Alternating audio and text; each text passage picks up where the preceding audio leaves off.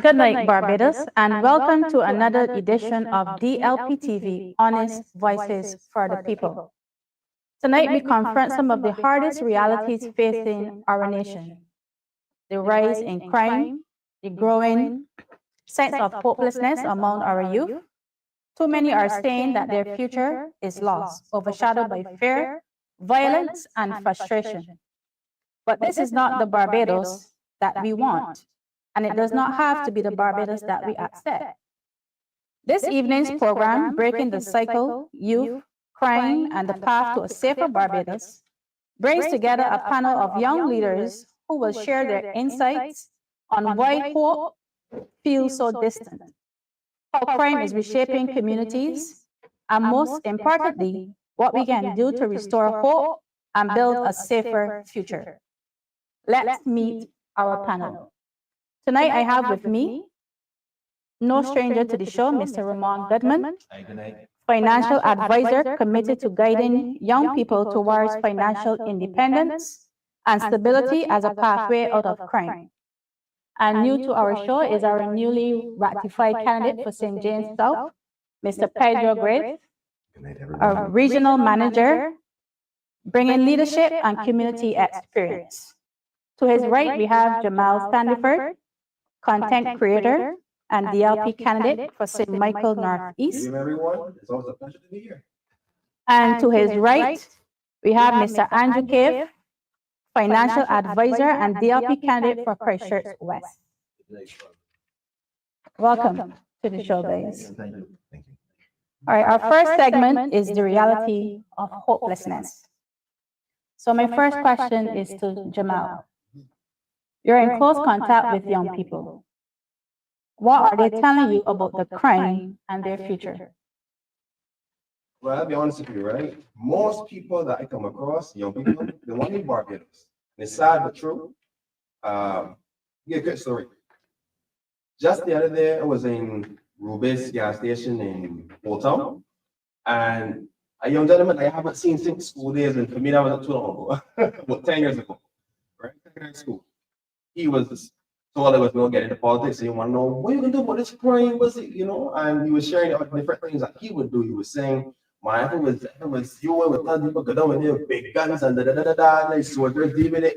I think that's only going to fuel it more, right? But they're actually not satisfied with what's being done by the government to solve crime.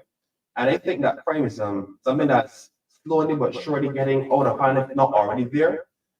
Today, before I came here, I met with a person I know from skills training now, who told me that, well, it's going to kind of hurt for the citizen, but he got robbed leaving work in the evening. An area in town will not disclose the location, but it's still under investigation. But he got robbed, and it's a very, very serious thing. He said 4 men surrounded him. It was we don't call it the vehicle, but 4 men surrounded him, and they had what he called spin barrel, who knows, and they took everything he had, clothes, wallet, cards, phones, everything, and left him have to walk to the police station now to get assistance at around, I think, 10, 11 o'clock in the evening.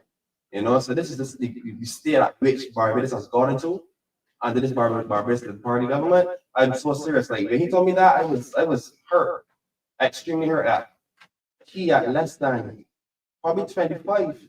Doing his work, putting in his time to get his money, everything he had, or he's saving up, and just in that one go, just taking him in. So really do something about the crime. People are not satisfied, and his reaction was, when he gets some more money, he's gonna leave.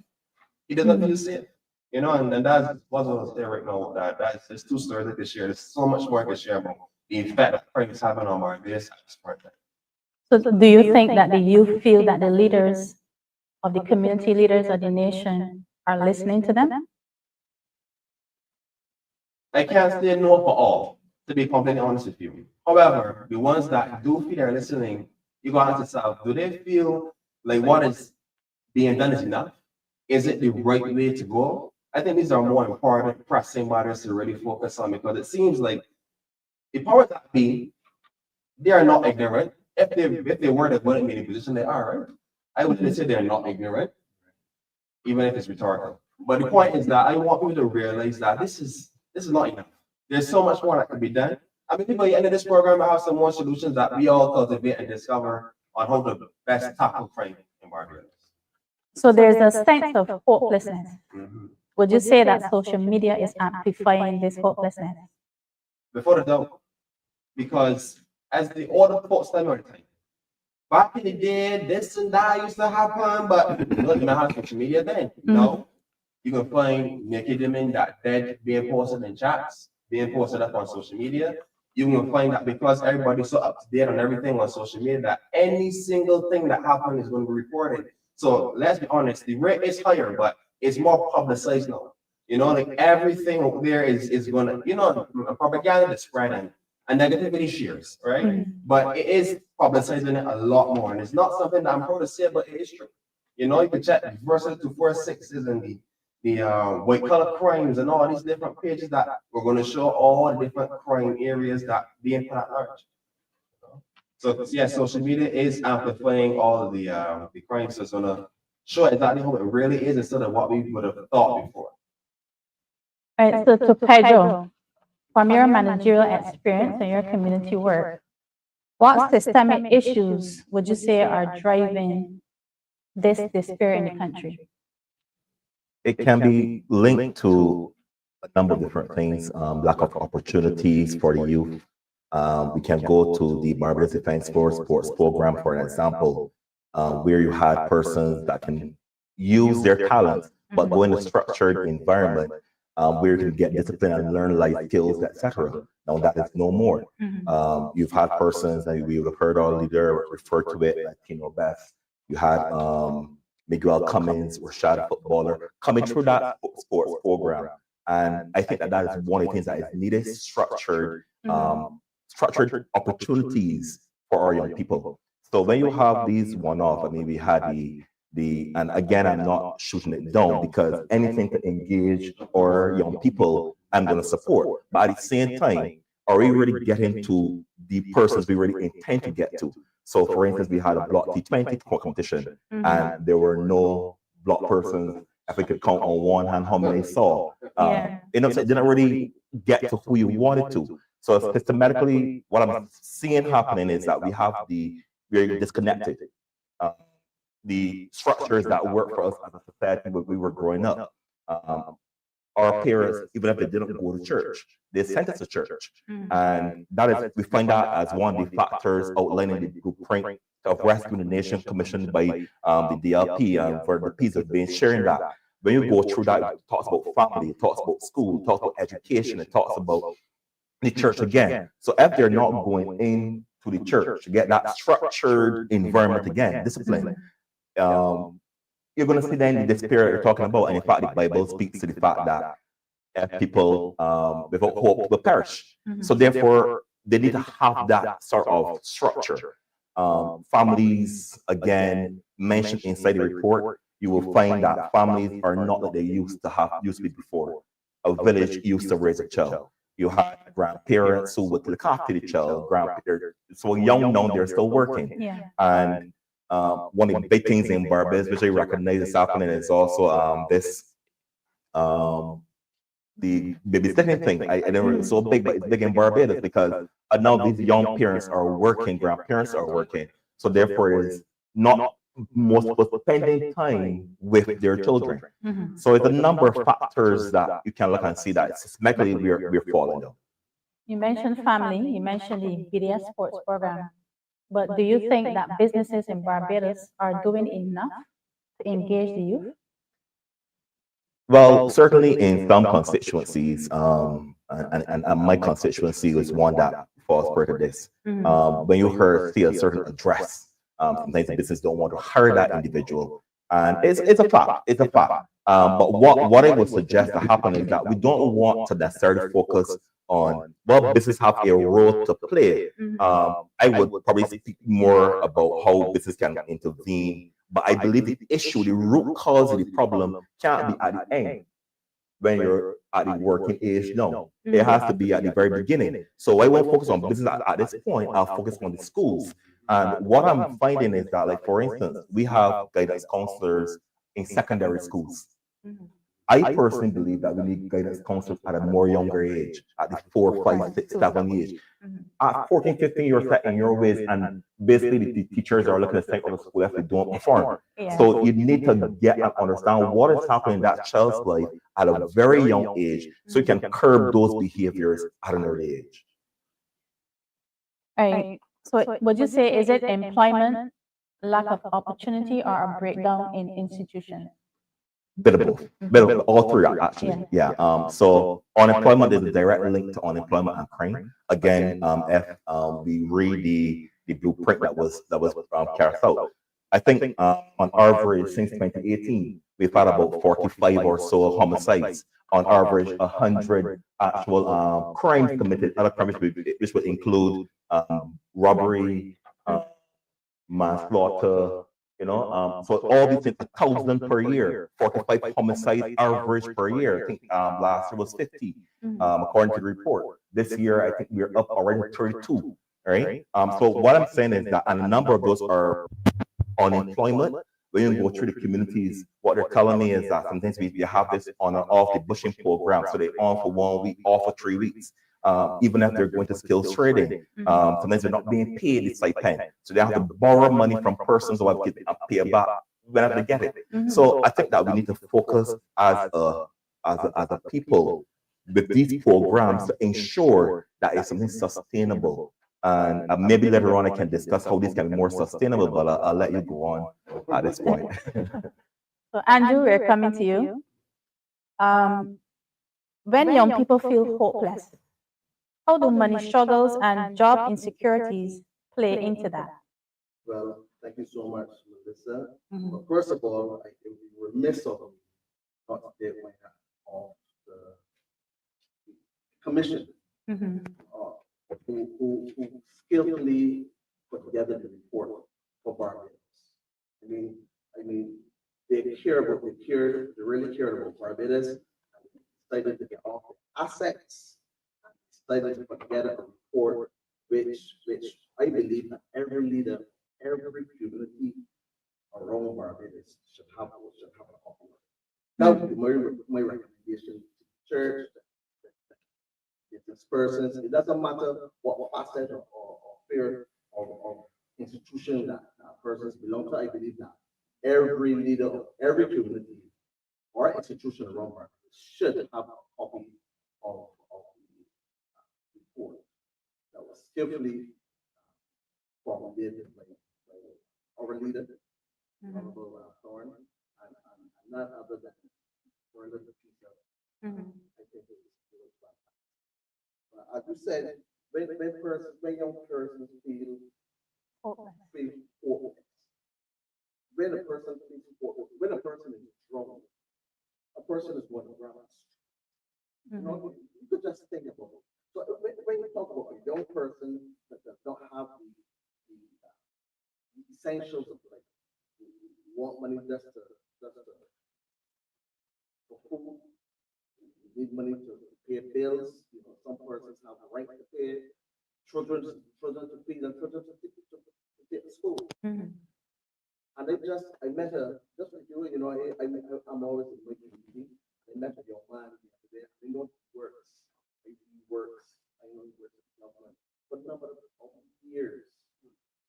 But he said to me, if you boy again here, so I run broke again, really broke. I said, so maybe you know how to work. Somebody not to feed. I said, what talk to me? He said, listen, I just thought that I was going to get so I got to do it. Straight. And I felt really bad. And I would say this, right? Addressing crime in any country is not a low-hanging fruit. It's not an easy fix. I believe that we need to have infrastructures, programs in place. Just like when we look at countries like Luxembourg and Finland and even Singapore, I have to be biased when it comes to Singapore. Because I think I would like to believe that my birth string is still there. But in Singapore, there are structured programs there for young persons, maybe from the age of 3 to 5 years old, where they're taught skills. And there are assessment programs which identifies those young persons' skills from a very young age. We don't have that in Barbados. We don't have that in Barbados. And so we have to understand that we live in an academic society, academia. Whereas it's like judging a fish on his ability to climb a tree. But that doesn't mean that that fish can add value. And there are many persons who are sidelined in our society because they're not academically inclined. I think that we are doing our young persons an injustice because we have not created the opportunities for our young men and women to flourish. You know what I mean?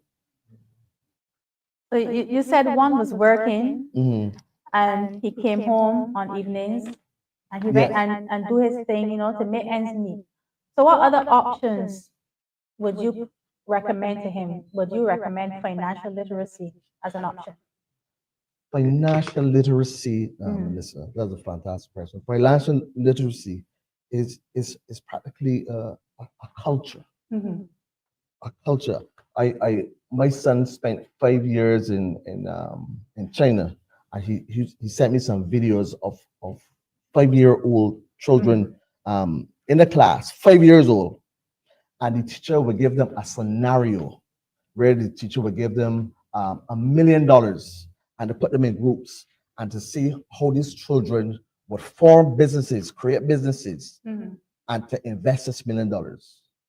And the winner out of these groups were given the opportunity to actually start a business from 5 years old. 5 years. From 5 years old. Do we have that? No.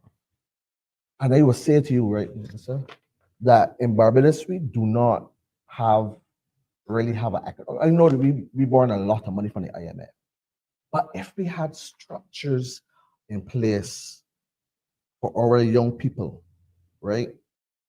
If we were socially structured, right, we would not have an economic problem.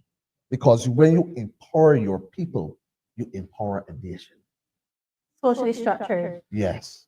What structures are you referring to? So the structure that I'm speaking to specifically, just like one that I could refer to that's from in Singapore. So you have programs where children from 3 to 5 years old are screened to find out what is their gifting, because everybody in this world was born with a gift. Yes. Your gift is what you do best with the least amount of effort.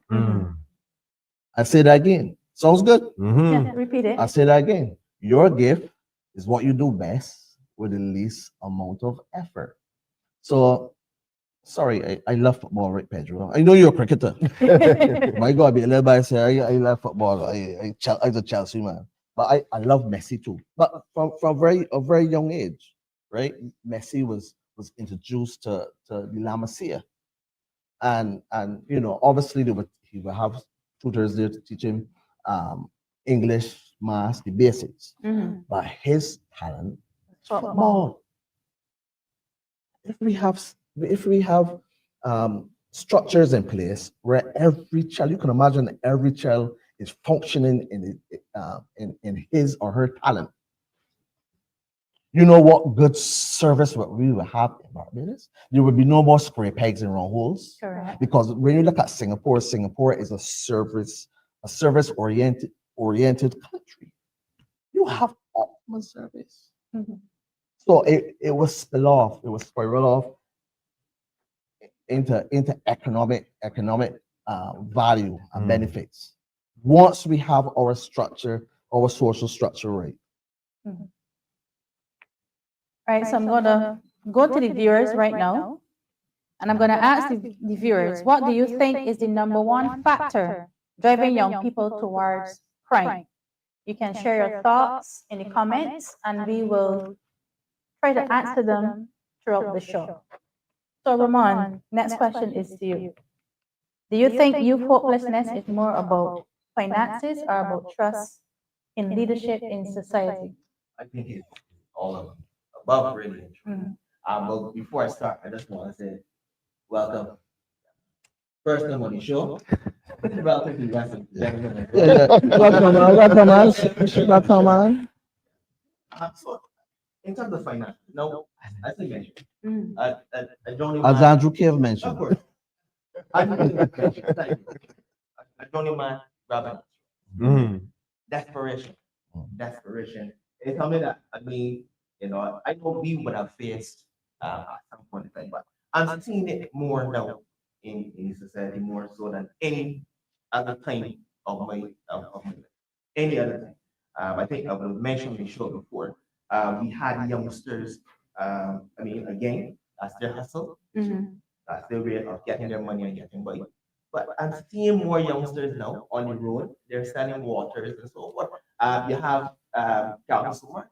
A Sunday when the youngsters they should be having a nice hot Sunday food. You know the Sunday food we talking about. Yeah. You know the macaroni pie, the rice and so forth. Chicken. Mhm. Yeah, they come into the vehicles and they're asking for money.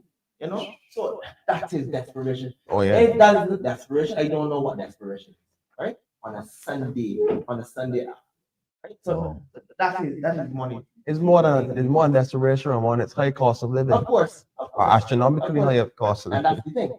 I have seen it more so that I've ever seen it Oh before. yes. Oh Ever seen it yes. before. And I want to go into a little psychology here, right? Now, if sometimes you one-on-one, you have one-on-ones with the youth, right?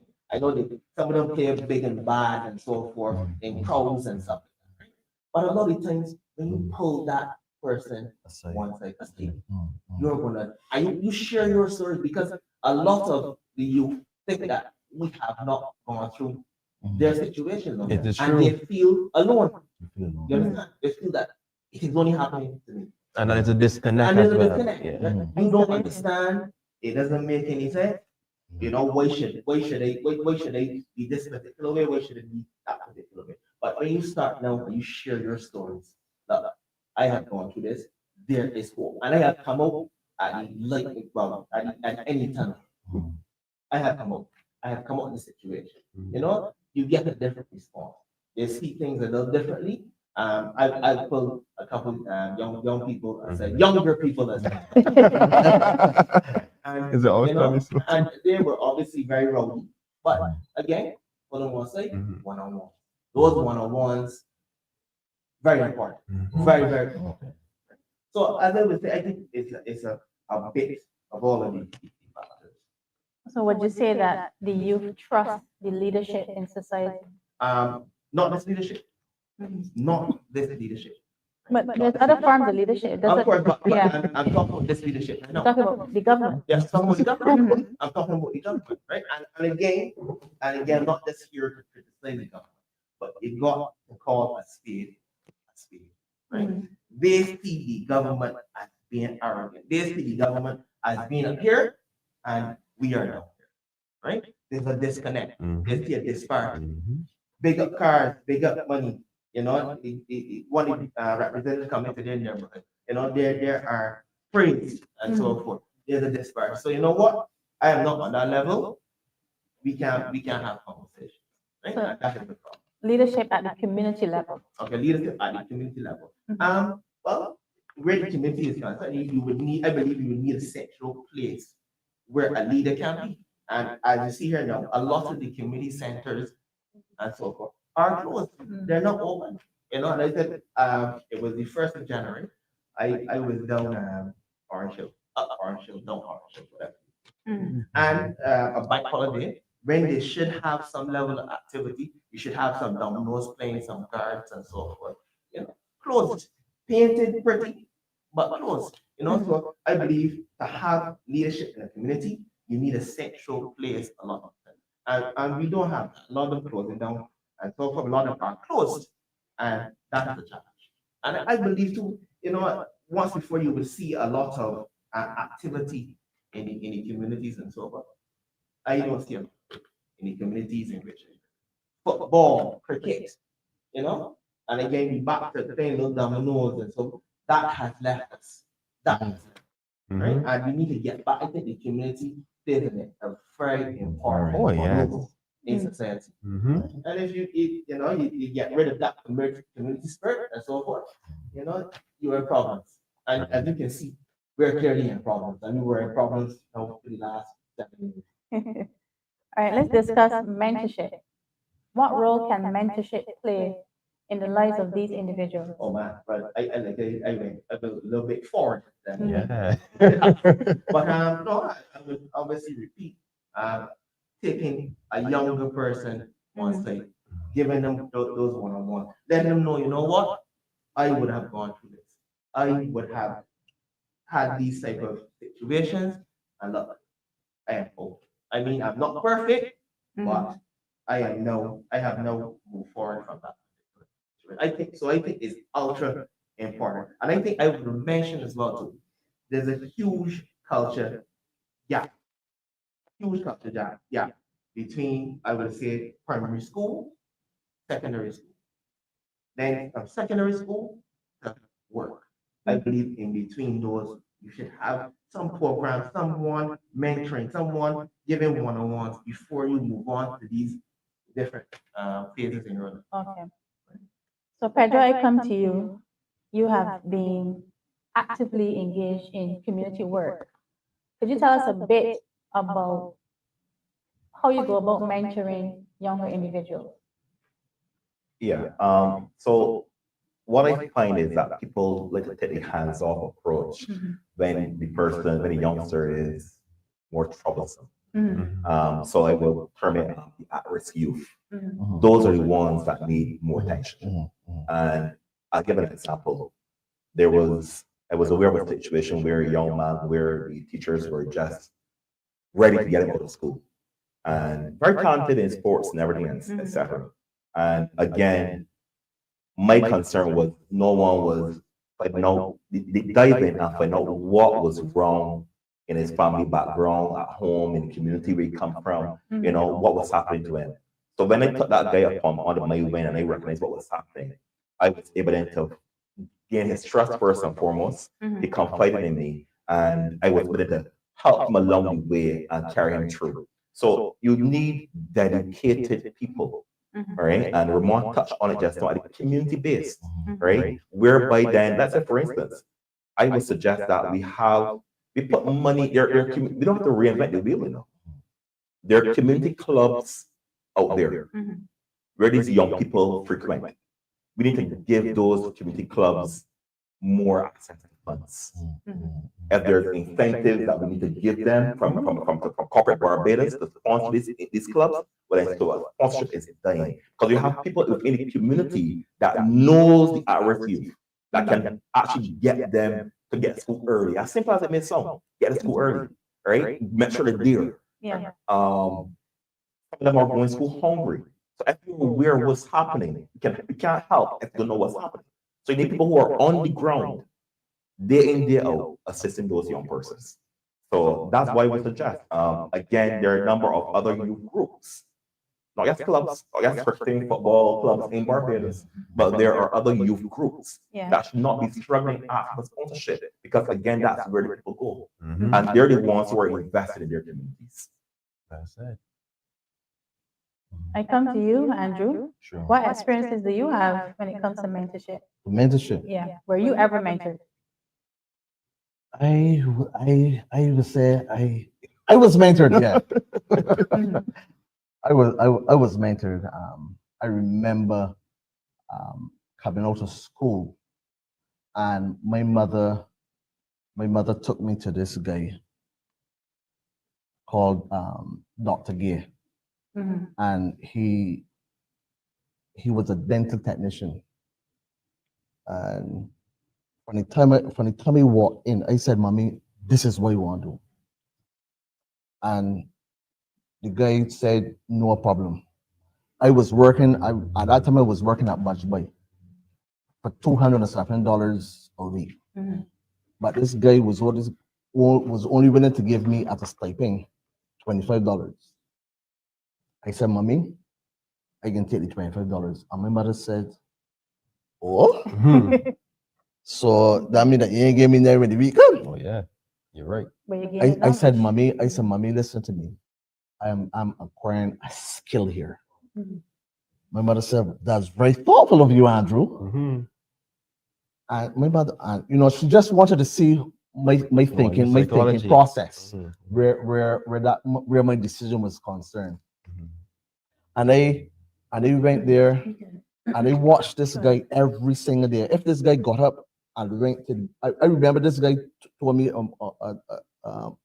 afternoon. He said, Andrew, you're gonna follow me again to the bathroom.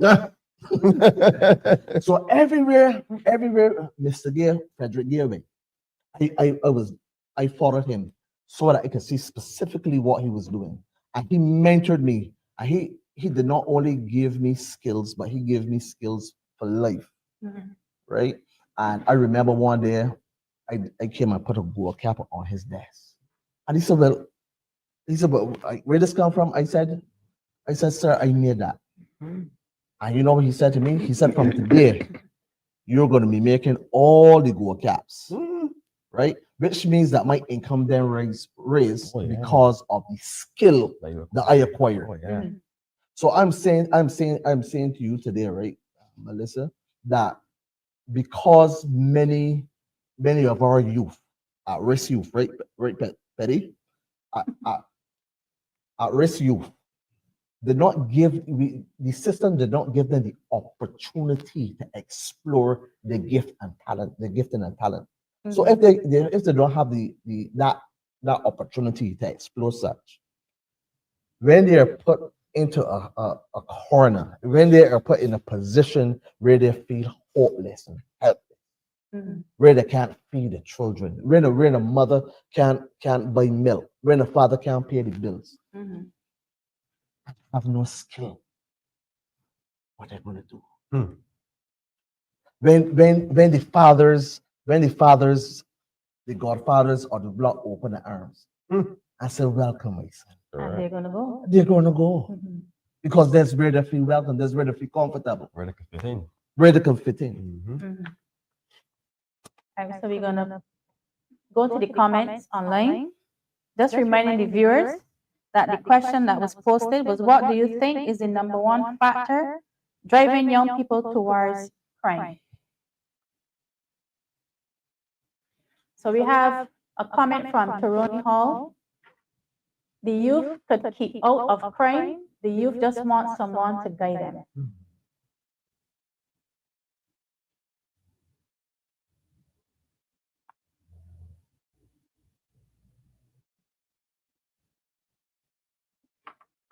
And let's discuss. Do you agree with Toroni? Oh yes, definitely so. Fun fact. When I was younger, right, they had so much things that going on in my life that I would not be willing to share right now, right? But what I can say is that having the right person around you to share, not even just share, but this give a little advice can help you change your life, right? For me, it's not so much on the crime situation, it's more in terms of maneuvering through life.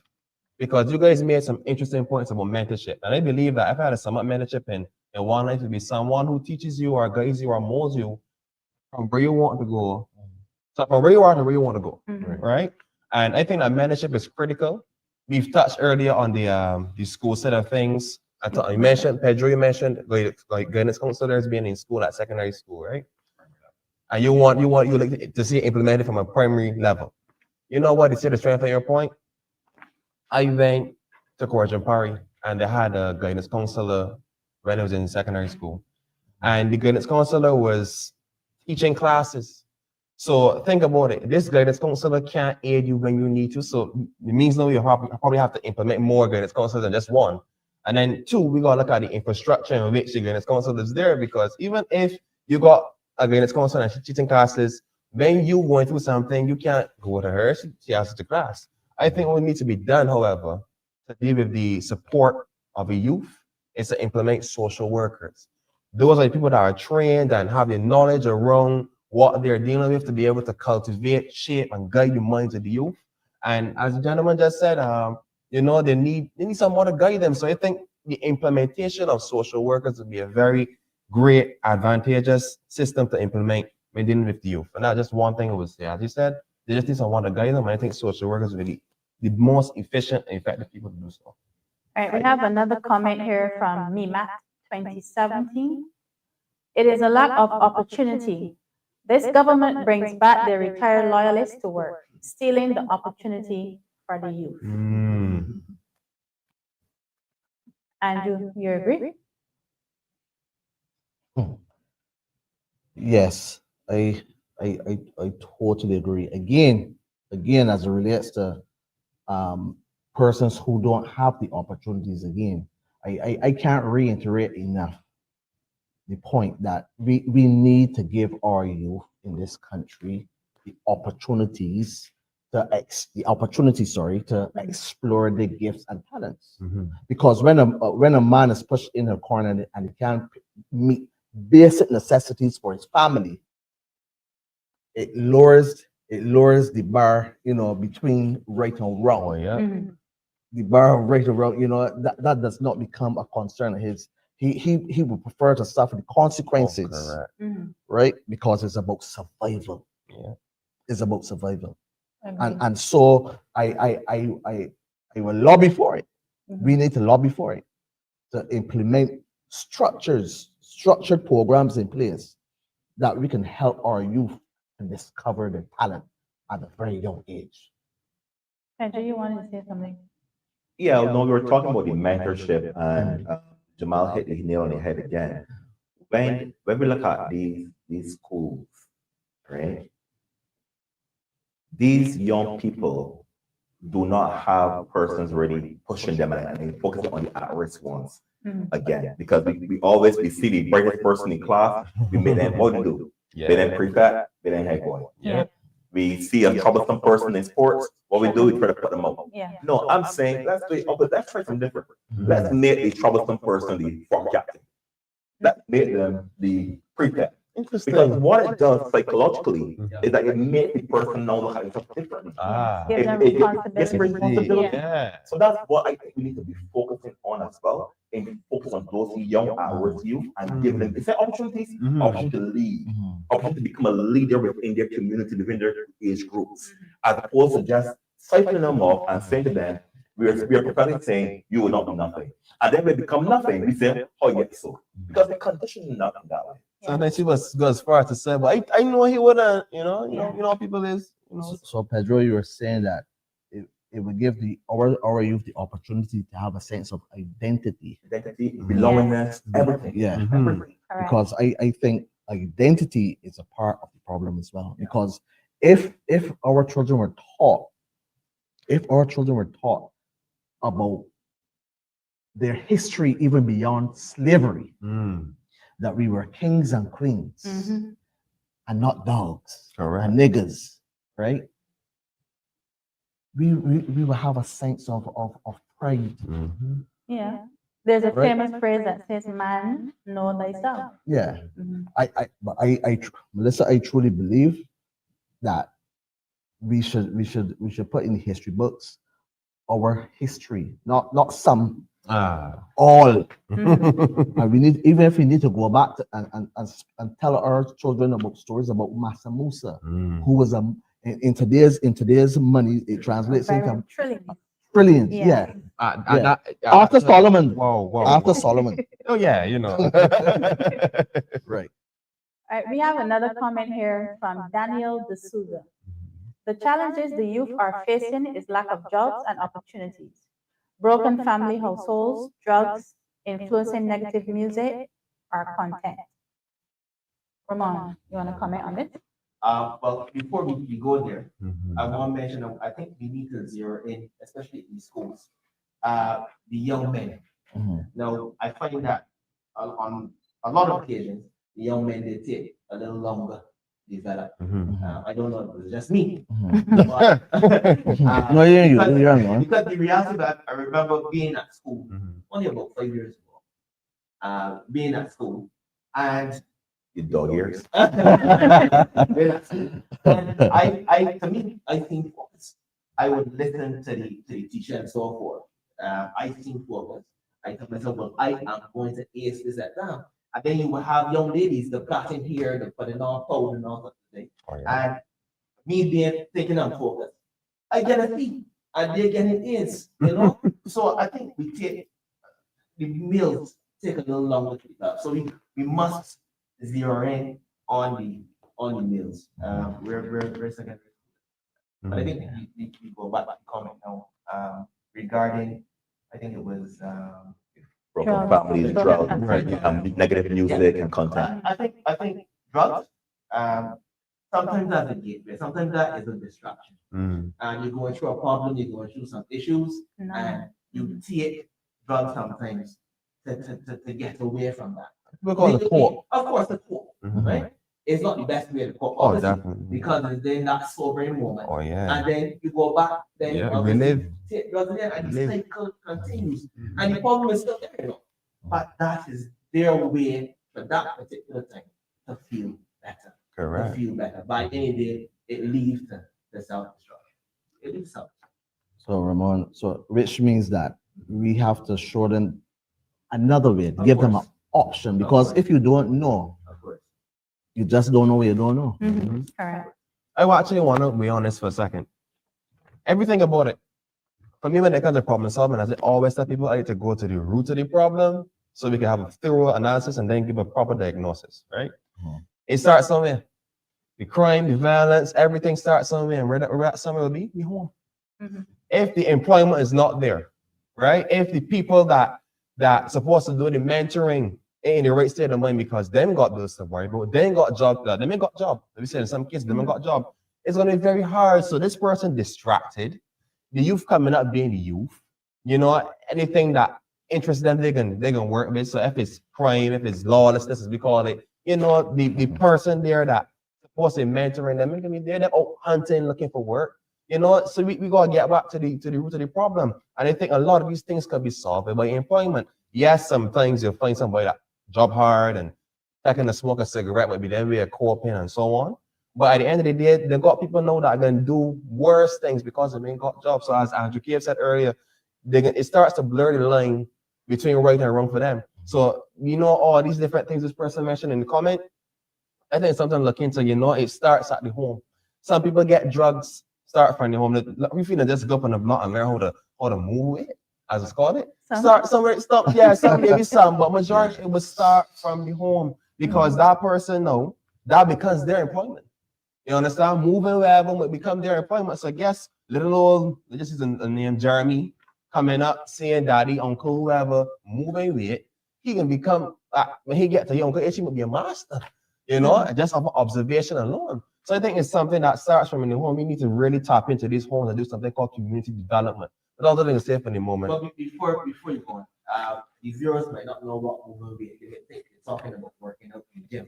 So just explain. Moving weight, as the youth call it, okay, Pedro. Moving weight, as the youth call it, might be considered what we call drugs, like selling drugs, cutting drugs, selling drugs, whatever phrase, whatever person call it, is essentially the action of distributing drugs, and it's measured by the weight, when they call it kilogram, gram, half a gram, whatever. So that's the reason why they call it moving weight, because it's getting it from one place to the next for monetary gain. And it's not Oh no, but I mean, somebody might express it. Maybe an analogy, but you understand. Let us not empower the criminal minds. Yeah, that's All right. right, we have come to the end of segment 1, and we're now going to move on to segment 2, which is the impact of crime on families and communities. So Andrew, I come to you first. The impact Yes, of crime. the impact of crime on families and communities. So how do financial struggles translate into rising crime rates among youth? Melissa, again, right? When a person did not have or receive the opportunity to explore who they really are as a person, what they really have to give to their communities, or whatever the case may be. That person, that individual, that father, that mother, right, will commit a crime. Mhm. because it's just all about survival. It's just all about survival, right? And and I would also say that it's imperative that we need to look at systems and programs. I remember you said about talk about the guy in the family moving weight, but I still believe despite whatever comes, and we have a system. Oh, yeah.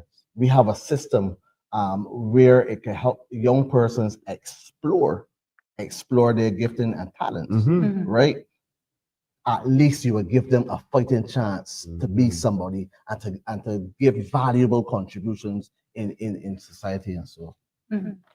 No problem. Would you say that the amount of crime that's going on, does it stem from generational poverty? That I believe that is a influence as well. Mhm. That is an influence as well because you know if you come up and see daddy or uncle or cousin doing something that is wrong, again, Yeah. we are on the topic, so let's say moving weight, Mhm. and then you have a mother in the home or a father in the home, and it's not addressing the situation, which means that they're enabling the situation and saying, well, Yeah. listen, at least he paying the bills. Mhm. Little Tommy here, so seeing all of that, what do you think Tommy gonna want to do? The same thing. He gonna want to do the same Oh, thing because yeah. mommy and daddy saying yes, he paying the bills and we live in a certain standard of yeah. life. But you know, what little Tommy gonna do? Mhm. He does not have the opportunity to see anything else. So you know they say children do what they see, you know. Yes. You gotta understand that. Mhm. It isn't that they're gonna do what we say, but they can follow, they always follow what we do. So if that particular person is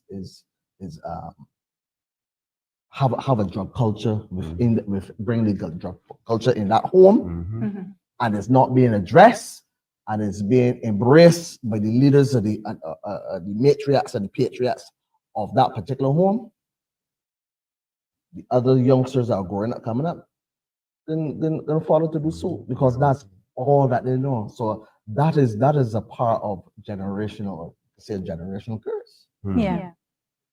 So crime is something that is usually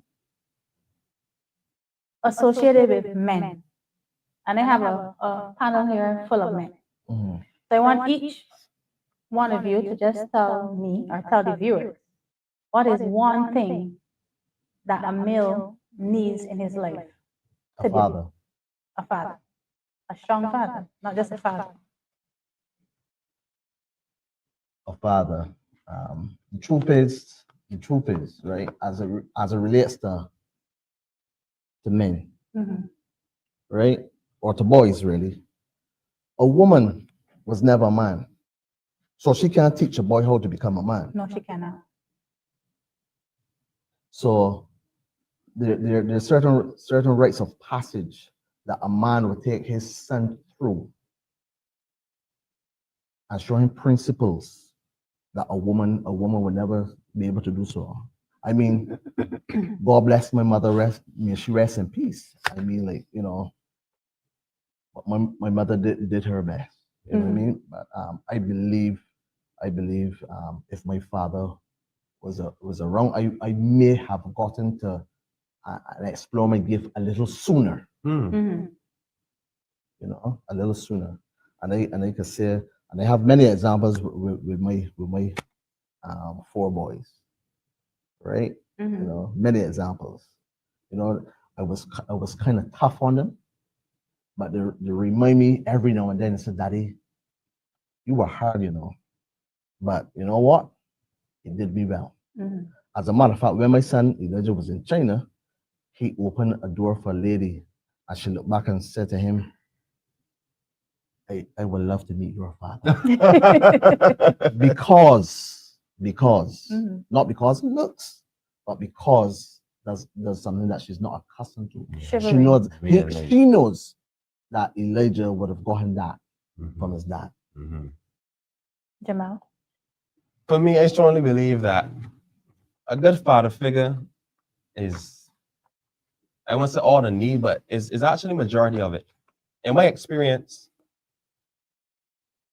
almost everything my father knew about cricket, and well, essentially almost everything about being a mom and father he imprinted on me. So especially the cricket. So when I was like from primary school, everything I would have learned. I young aunts, the random person. My daddy was playing for Barbados, and he would have told me, "Listen, you want on the ball spin, you gotta put your fingers on the ball like this thing, you gotta flick your wrist and practice the timing." And so, and the same thing in football, you know, the reason we need to get burned out, man, no, you need to do shame, go and get burned out, man, you gotta get some string gear and some long socks. So I think like that plays a role from this area. But if you had to tackle it onto crime, I think more than just a father figure, we need, as we said, support systems. You need strong support systems within this field now. Because the person now, the young person that coming up, daddy might be at work. If you got younger uncles that around his age are a little older, brothers, older people around his age that they tell you, listen, like, you see that plotting thing you're doing, they go through that body, and then take out that PlayStation 5 and panda. You know, like, this is how we can deal with this here. Like, we can link this boy and I got a PlayStation and you play that for half hour, whatever. If you got other support systems now to get things happening, I think that's what really necessary, because a father is one man, as we say it. One man. Don't get me wrong, might had a strong impression on me. You know, I didn't really get to know my granddaddy for too long because he was on, you know. But yes, a father's one man. But I think, as I say, it takes a village to raise a child. And I think that if we have strong support systems for the young men, I think a lot of the crime would diminish. And that's what we're seeing at this moment. Well, boy, the villages of today are not the Disappearing. villages of the year. I don't know if you want this village, no. Yeah. The village, no. But we do know that they need community development. And when I say community development, I mean at all levels. Back in the day, if a child run outside naked, if the parent washing clothes in the back or whatever, you can know. Because some old lady used to call her pearly, right? With a holler hard. So it's all you see. And then you see, so there was a oneness. There was a almost like an external family, you know, or we call it extended family as the community relates, but no, correct. There's not much of that because of crime now. You see that everybody now want to keep to themselves, and it really started to happen in terms of COVID. You know, everybody was conditioned for 2 years to stay inside and social distance, and now we see the impact that I had over the years and so on. But we really need to bring back stronger community development. The mind that you're too young to be saying back in the day. You can't say back in the day, you know. You're too young. The mind is saying back in the day. I agree. You can't say back in the day. For me, back in the day would be 20 years ago. You know, that would be you going here. Hey, tread lightly. All right. Pedro? Yeah, I would have to support the father figure role because actually the topic very close to me. Little bit of history. I was a single father, so kudos to the single mothers out there and how they raise, particularly boy children. But I think that we need fathers or even father figures, because sometimes I do admit that as a woman you have to part ways. But I want to make a plea to women, really and truly, wherever possible, let the father play a role in each other's life. And to also play to men to play a role. I remember when I had my daughter, I had some issues at that point in time, and one of the guys, the older guy to me at that point in time, man, the children belong with me. Don't worry about that, man, over there. I was like, okay. But you know what I mean? I then went and said, no, I could be there for my daughter. Correct. And I would have had a podcast to my daughter when she was 2 years old. So I'm just a plea to men, play that role within your children's life. Daughters need their fathers, and more so, we're saying it, sons need their fathers. Oh, as yeah. well. Definitely. Right? So that's my plea to men. Play a role. It doesn't have to be every single day you're doing, but make sure every single week you spend some time. And it's not just spending time, it's finances. And if you can't provide at a point in time, take the child from the mother and care about your mother or whatever kids be, so you can spend time with the grandmother, but play a role. Have that support, as you're saying. Have that support. That's my plea to men. Ramon? I think that the gentlemen are extremely correct. I'll go a little further, and I would say that men they need sometimes the opportunity to communicate when they're not feeling well, you know, Very when they're good, feeling very down. They need that safe space sometimes, not a space where you know you go and you communicate. They say you soft, man. You know, they need that safe space. Sometimes they might need to shed a couple of tears. They might need to shed tears and dribble and all the things, you know, that someone would do that is in pain, Let it out. emotional pain, because some hold it inside, and then you know another situation happens, and that is when the anger really comes out, you know, and they do this kind of cry, right? But they need that safe space, someone to talk to, that safe space, and someone to talk to who wouldn't judge them and who wouldn't say, you know what, I use a man.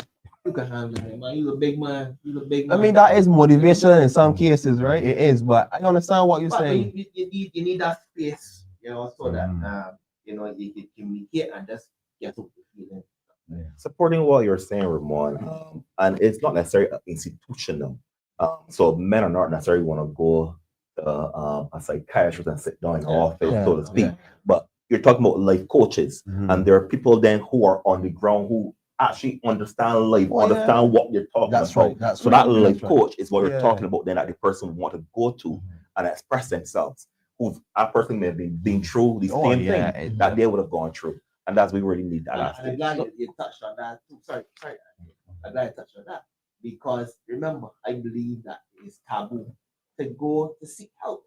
It is still taboo in Barbados, probably, and by extension the Caribbean. Oh, yeah. You know that when you go now to seek professional help, because it's strict, you know, there is some level of stigma attached to what you're doing. You know, we don't take it serious. We don't take mental health serious. Correct. I am very serious about that, though. You know, Correct. we don't.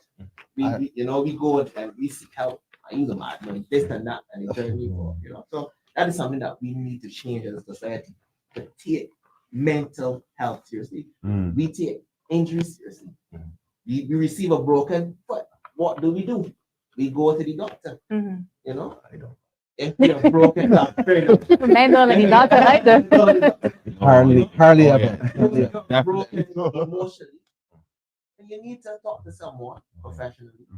You do so, you know, but you know that's something that we don't talk about a lot, and we don't. So just to piggyback on that, Ramon, you know, in our society, there's a saying that big men don't cry. It's true. Big men don't cry. But let me say this: the biggest man that ever walked the earth cried. Jesus wept. Yes, he did. And I even heard my brother told me a time. He said, "Listen, boy, if I go cry, it's crazy. And if I go cry, it's either getting C or it's getting bath." Oh.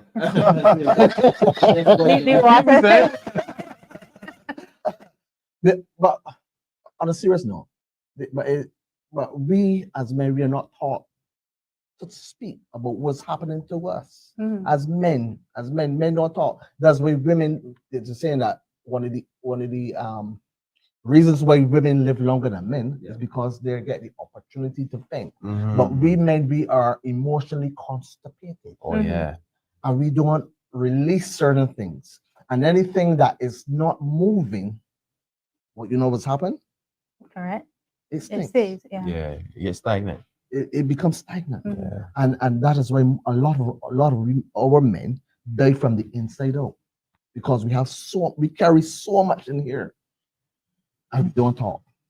So from today we all talking, right? We are trying as much as possible. We are trying as much as possible. What you're saying there, it actually brings back the comment, I think it was Daniel D'Souza. He made a comment about the abuse of drugs and etc. too as well. Right. So instead of speaking, what they're doing then is that we call it just we had a term for it just now. But the coping. So what is happening now is that we're using these drugs and alcohol or whatever the case, the abuse of it. Whereby then that to make you feel better in the point in time. Yeah, but you're just in the moment you feel bad, but then you go back and it's still the same issue. Right? So don't get masked with the drugs and the alcohol. Let's deal with the issues and them head on.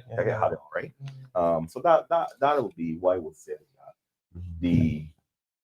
I remember I I've never taken drugs.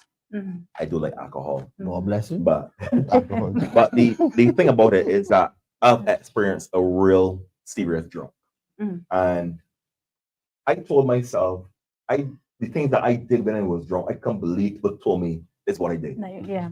And I made a pat on myself. Not I stopped drinking, Mhm. but I never get Yeah, myself back to that Yeah, state yeah. where I could not control myself. Mm. And that is one of the things when I see young people, it pains me. When I see young people, young, strong men, walking the road bareback and you can see that the like a molly or something like that, whatever the case may be, right? And gone off, right? As we call it, or drunk to the point. It pains me because I'm saying no. Don't do anything that you don't have full control of yourself. Control, yeah. And that's linked back to crime now again. Mhm. Crime is going to happen because you're not thinking rationally. Mhm. Even if I drink too much, I feel lethargic in doing my daily duties. Yeah. So therefore, I'm saying, imagine those people then drinking even more than me, smoking all these different things or whatever the case may be Correct, for a correct. whole day, not eating properly. You can't think Yeah, straight. Can't function. So when something happens as simple as that's a mash on your toe, Mhm. you're ready to fight. Yeah, agitated, right? So- And just by the way as well too, reports have it that a lot of these youngsters, before they commit these crimes, they take the same Molly. Mhm. You know, there are other drugs, obviously. Molly's one, X is one, you know, and they take the drug because under normal circumstances, under normal cognitive function, Yeah. they would not do something. Yeah. It is To true. erase the emotion. I Mhm. tell you, you know, so Mhm. you know, drugs can be a really serious thing. All right, Ramon, we're back to you. How does financial instability in the family affect the choices of young people? Yeah, and I didn't mention desperation. Mhm. You know, you as a young man, Mhm. sometimes you might feel as though, you know, I must, as a man, you must look after and take care of this Mhm. pressure is on you. You know, I must do something. You might have sometimes your baby crying, little one crying, Mhm. you know, see tears and so forth of your little one. And I mean, this is no, and this disclaimer, this is no excuse for crime and violence. Let me just look in the camera and say, this is no excuse for crime and violence. Correct. But these are some of the factors that play a role, Mhm. right? Desperation. Child is hungry. My mother is hungry. My father is hungry. I must make a way for them. Mhm. And that sometimes can lead to crime. Mind you, and just let you know this, there's a correlation. There is a correlation, and this is backed up with data and so forth. There's a correlation between poverty and high levels of crime. There is a correlation Yeah. between, right? And that's what we're seeing now, a correlation. So, Jamal, would you say that sometimes the youth are pushed into crime because they cannot provide? I would say that I know people that have went through that situation and that scenario, but it isn't always the case, right? We define crime as a lot of different things in terms of like, for example, crime could be underage sex, you know. So the crime goes on a lot of different areas, right? But let me talk about crime. We normally talk about violence, Yes. right? And I think that we normally see it as violence, some way a robbery or something. But I think once again we discussed previously that when it comes to mentorship, support systems, the failure of those things is actually what continues the process of crime in the younger ages. And even in some older ages as well, too, because some of them could get some good advice and then they'll probably be punished for a narrow path. But yeah, I think that some of them are pushed into it because when you can find that somebody, I don't want to call no names, I gotta be very careful not to call somebody name. But when you find that some people going through a situation where like they can't eat and the mommy ain't coming home, when she come home, no, she don't got enough money to support lights off in the house or whatever. And this young girl here now, and the older man see she and like she and whatever. You know, you see where it coming from. I've actually known some women, like well, I call them women now, but back then they were underage as well, who dealing with some older men, and I say nothing of it is right, but because of the situation that the parent was in, the lights in the house off, the man, like the woman, young girl, whatever, they have a little exchange. She now has bring income to the house now to help with those bills. She has no come and essentially start working for that household. So there's a lot of different areas I could say, and I would say that it is technically pushing them into that area because there's no fallback. There's no what's the word? Right word to use. There's no solution from government or the powers that be that actually will help negate or prevent this from happening. So it will be an ongoing process until somebody or some agency decides to get up and say, no, what, we can put a stop to this. We can find out all the poor people, why they're poor, and start creating solutions to fix and nullify this problem. Because until that's happened, it'll be an ongoing process. We have a very interesting question in the comments from Mr. Nigel Newton. At what stage of a male's development can he be declared a man? For me, when I was young, this can sound a little bit contrary to a lot of people, but my father told me whenever he left the house, I was a man in the house. So from as small as I can remember, probably around 6, 7. But on a serious note, no, a man is determined by what he can do, you know, in terms of capabilities. So, for example, if a rat get in the house, you know, the men expecting the girl to go and say, get rid of that, or the mother to get rid of that. They said, young boy, oh, go chase out, you know, and he go and get up and go and do it. At least that's the household I was raised up in. But the truth of the matter is, I think it comes back down to capability. So, you know, as soon as he could leave school, he technically be classified as a man. You know, you expect to bring in some sort of income. You expect to come and help with the household, do certain things. If they got an issue with the light, you might be taught from an early age how to put screw back in the bulb, you know, then kind of things. I think that it starts as early as probably when you leave school. But what do you think about that, Andrew? So a man, being a man does not determine if you are a man just because you have pubic hairs. It's not anything, it's not biological. It's in here, your mind. Because the truth is, we have some 80-year-old boys running around here. Right? Because a man constitutes. What constitutes a man is a person who has the ability to be mature in every aspect. So when it comes to dealing with his children, when it comes to dealing with his finances, whatever aspect of life, it depends. It's a behavior, their habits, not age. Pedro? Yeah, I support that. It is the ad. It would be a man is when he's responsible. When he makes his own decisions and is not a follower, but he leads. And really, men are called to lead, and he's supposed to lead. Lead the home, lead his community. So if it is, and again, sometimes we always put it down to finance. And I mean, there are some women many women who make more than men know. So what I'm saying is that it may not always be finance that he has to bring, and monetary, but that leadership, that showing, okay, this is, I'm going to teach you this, or whatever this like lesson today, or whatever the case may be, right? That is the becoming of a man when he recognizes that he has to lead and take the role that he's supposed to be called upon, whether that be, and I mean, as simple as it may be. I've seen situations. I was talking to some youngsters. They don't carry garbage at home, right? They don't wash the ears, right? So parents need to stop spoon feeding them as well too. Give them responsibilities from an early age. I find that parents and they think that the children know are their best friends, right? Give them responsibility from a young age and teach them to lead. Teach them to think independently. And I think once you've reached that stage of thinking independently and not following others, you're then answering this question, then you're becoming a man. Ramon. All right.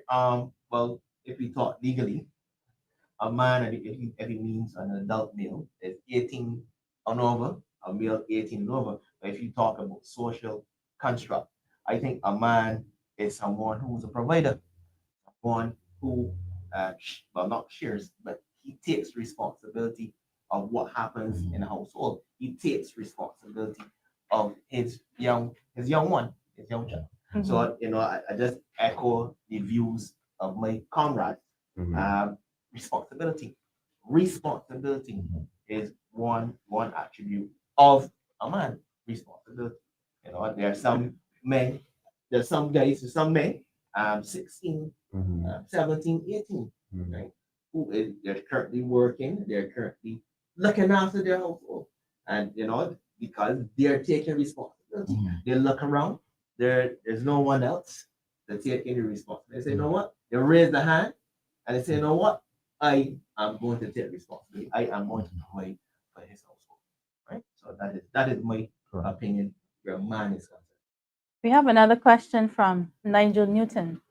Gentlemen, do you think that there's a need for the development of healthy male bonding? Well, let me first answer that. I think that, even though What is because because I spoke about that. I spoke about sharing their views. I talked about males sharing their views in a safe space. They have to pray. That's a part of the male bonding. So that question was asked because I spoke about that earlier. Andrew, you seem eager to get into this. Yeah, before I think it is very necessary for us as men to really speak about what is happening to us, because as Pedro rightfully said, we want to take up the roles of being leaders and providers and playing that role, but no one knows, or the children, some children don't even know the pains and the difficulties and the arrows that a father has to bear, right, in order to provide for the children and for his family. In a situation like that, he doesn't want to go and lean on his wife or his girl or his spouse, whatever the case may be, and say, honey, I'm feeling this and this is happening, and you start to cry. You can do that. I didn't say that you shouldn't, but you can do that, right? I do that, right? But I really believe that it should be a safe space, right, where a man come to a room of men and feel comfortable, in that environment that they say, listen, man, I going through this situation. What do you think? Have you ever experienced such? What should I do in this situation? Right? And I can tell you something, right? I have been in many difficult situations, and you see from the time that I spoke about it, there's such a relief, right? Such a relief.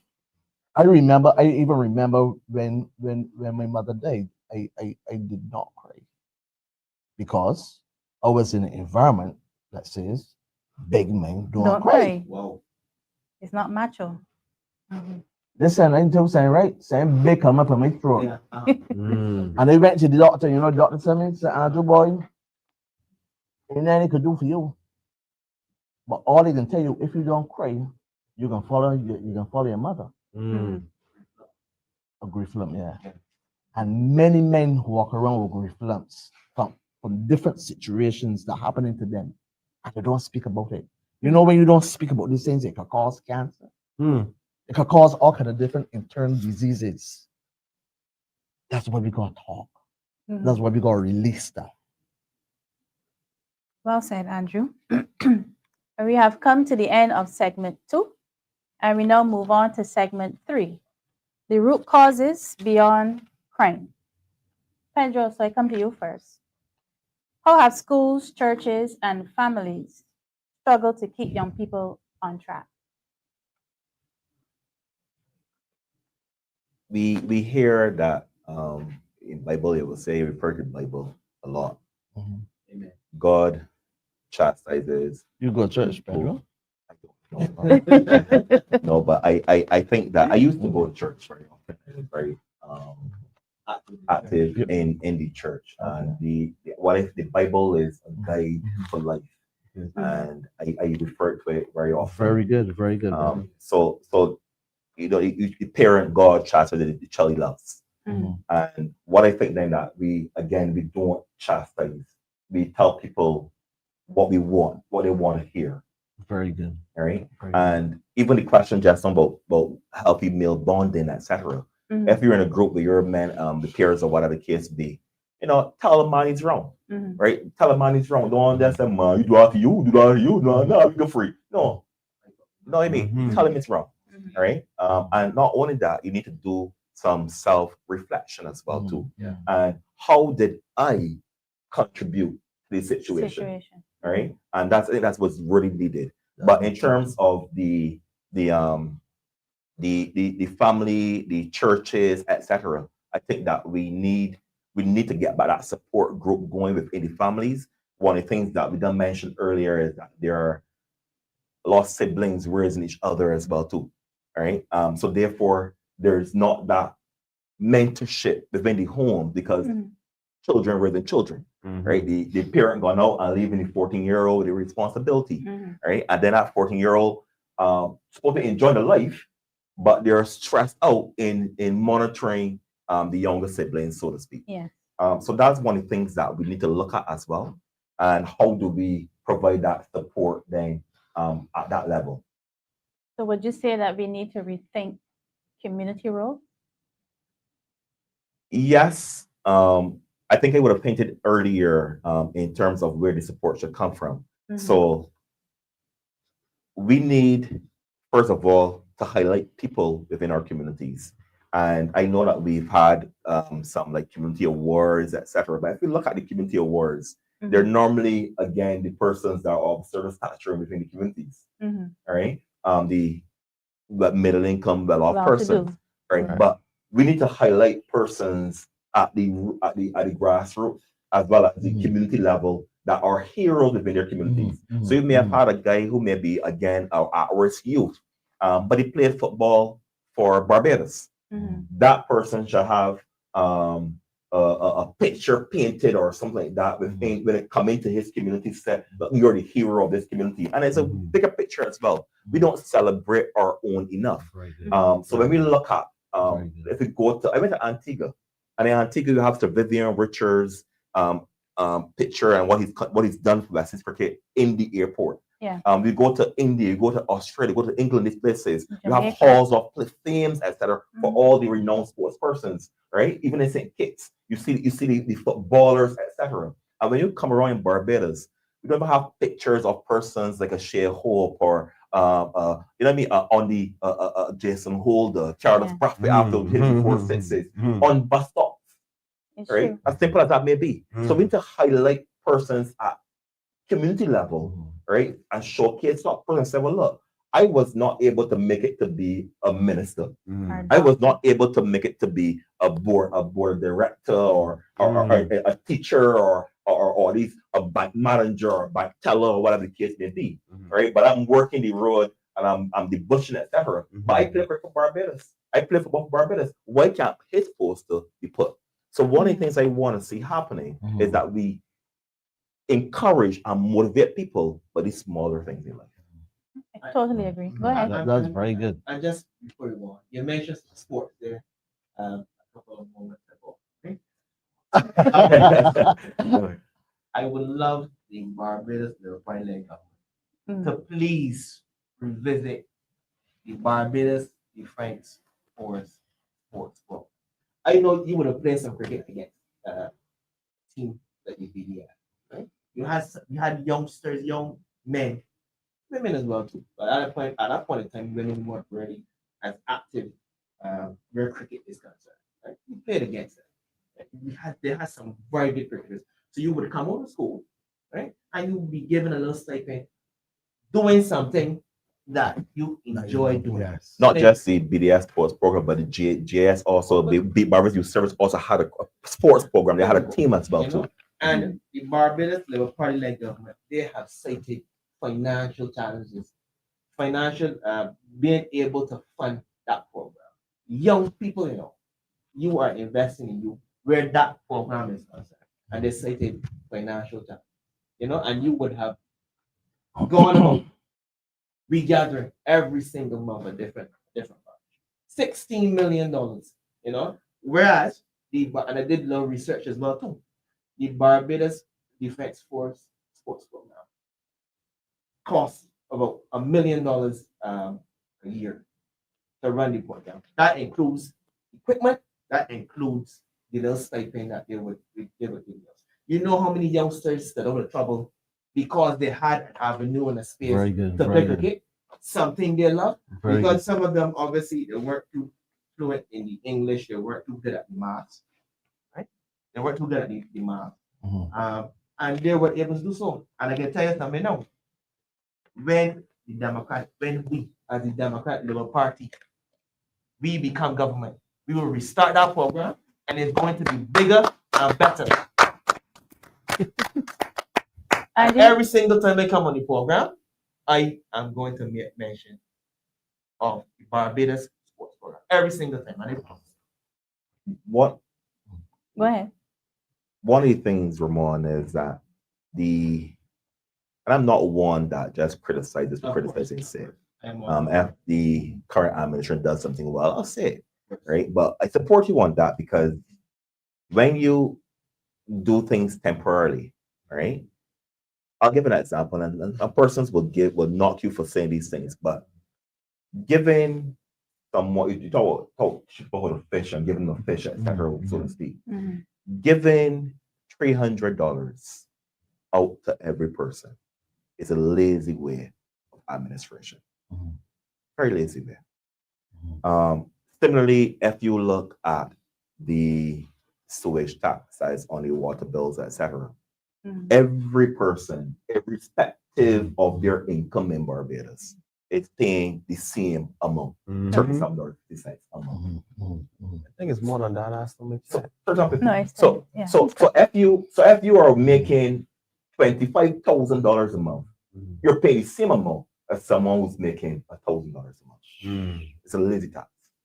And what I'm trying to say here is that given the $300, right, was a one-off, we need to stop with these one-offs and have programs that are sustainable, that are not just for one day or for 1 month, but carry through for the entire calendar year. So it's supporting you. The BDS sports program, the Barbados Youth Service, those are year-long programs. And if we look at the PICs as well, as I mentioned, for the community groups and the sports clubs, put money in there because they are active throughout the year. You know what happens to the one-off? You know why there are the one-offs? Because they're gimmicks. You gotta come back to me. Yeah, they're the gimmicks for political votes. You have to be loyal to me. Yeah. You have to come back to me. That's Correct. No. That's why it's one-off. That's why we have so much short job contract. You have to be loyal to me. You gotta come back to me. So that is what the Barbados Liberal Party-led government is about. Coming back to me. You gotta be loyal to me.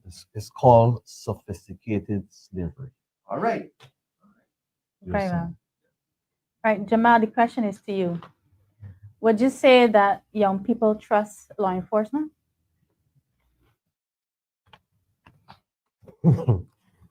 I can be very honest right now. If you ask a 6-year-old, right, about being a police officer, you can find it all as static because the movies they watch, the little animations that you see on YouTube and everything is glorified. And if you watch Paw Patrol and everything is made the police officer like the most duteous individual in life, right? But if I had to ask somebody 10 years older, 16-year-old, then like law enforcement, it's more be a police. You can hear now. And the reason is because I'm trying to be very, very, very, very honest here, but the reason is because there's a disconnect between what you see when you were young, like 16, and what you see when you were 6. This is a whole different experience. And especially if you ask people that we cast the WSA, that we see as the WSA, people that the boys on the block, as they call them, right? Them ain't want to see police. In fact, them is run from police. Them and the ones that get boastful enough, there's see the police as can't do me nothing. I would do whatever I want them. So if I be honest with you, right? If I had to use an overall statement, I would say that no, the youth do not support, trust, or even believe in the police. And I can give you a quick story. I recently posted one of these last DLP TV moments on Instagram, and they got a lot of inboxes. And a lady inboxed me and told me that how police were, because we're talking about the new Policing Act and 2025 amendment. And she said, how police were? I said, what happened? She goes through the tell, right? And she said that she contacted police a couple months ago to do something for her. And the long and short of it was that it was never dealt with the way she wanted. They didn't even turn up to the person's house. The most they did was call, right? So then these sort of situations happening. And then just before I walked in here, I saw a comment under the same video saying that just last week Friday, somebody lost their life. A young fella lost their life in a incident. Then they thought they were helping the police, that the person was laid to rest. So what this shows is that there's a lot of resentment towards the police and overall law enforcement. So what would you say the youth is looking for from the police? What are they looking to get? I think it might be more simple than you think. I think it's a matter of respect, because there's so many horror stories that could be shared. I don't want to do that to the police, to be honest, because they're supposed to be people who represent us and protect us, several protect us actually, right? But there's a lot that's going on that is not the right way of doing things, and a lot of people have a problem with that. So many illegal activities, the right word that we use, right? And let me say this very clear: all police are not all bad. Let me just make that pretty clear. All police are not all bad, but the few bad ones make so much bad for the bunch, because not everybody sees as an organized crime syndicate that you can't beat, because them is who's get calling me, if things go wrong. So, people don't really trust and value them like before. I could give a quick story. I hear young fellas I was talking about being on the block, and and the van, what we call it, van, like the task force van pull up, and before the van stop, we hear shots, and these are places that have, like a lot of crime, a lot of poverty, and so on. But that is not the way to do things. So when you have these incidents happening so frequent, even though it's a few people, you see on social media, everything publicized and so on. People think the trust is less than about the trust. I know situations where people say that their houses were cornered. The whole gap had task force and what we call men in green, as I call them, men in green, like army people, who enter the house at minutes of 4 in the morning, and up to now the owners have not seen a warrant. And they have not found anything when they search at the people place. They have not found anything to convict or to even charge anybody. So these are things that people don't get any justice for in return. Who brings justice to the police? So you understand why they will have a huge disconnect, and people don't really value the way in which things happening. And then the new police say, once again, they can mention it. They're asking people, civilians or citizens, to help or aid or assist the police in special circumstance that puts them under a lot of risk. And I haven't seen any clauses that show that they're going to be reimbursed, they're going to be assisted, they're going to get a medal, and going to get anything. So a lot of people don't value, it just seems like things are going the wrong way where the police is concerned. I could say so much. They don't really pay them properly. They, them underpaid, understaffed. There's a situation where they want to put certain police in higher position, higher rank, give them more pay than the rest. It is no equality, there's no fairness. So I just think that the whole policing system needs to be looked into on a deeper level, and you actually create solutions instead of what we call knee-jerk reactions to try and solve problems. That's Melissa, if you don't mind, if I could jump in here, Sure, go ahead. Just a bit. I know most persons in Barbados would know my story, which I don't want to elaborate on at this present point in time. But I personally have the biggest excuse, I would say, in the world to dislike police. But the truth is, I cannot imagine Barbados without police. So we have a love-hate relationship with the police. But the question of the day, what can we do to bridge that gap between the police and its citizens? Because we have to live together. And if crime is to go down, or we're to have a decrease in crime in our country, there must be some amicable relationship between its citizens and the police. We have to find a way. I remember years ago, the police used to come into your neighborhood and play sports. Police would even come to the schools and be like mentors to the children, which means that the children will start to look up to the police. You know what I mean? We have to find ways and methods and programs that we can do to bridge that gap, because we cannot, as a society, we can't do before the police.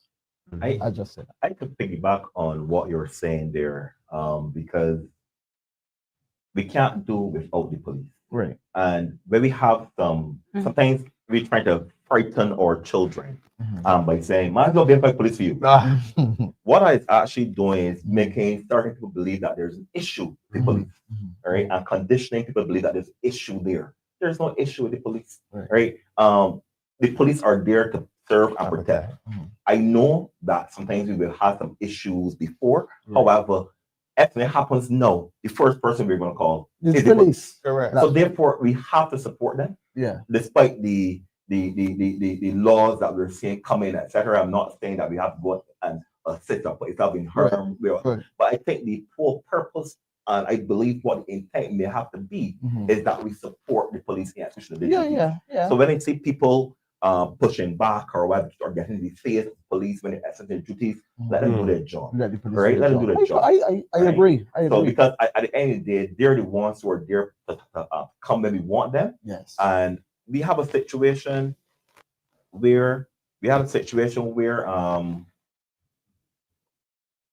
I remember a time of someone telling me they're called to 111 and they were told they got called the particular station district, right? And the person gave them the landline number. Say, person, well, I'm on a credit.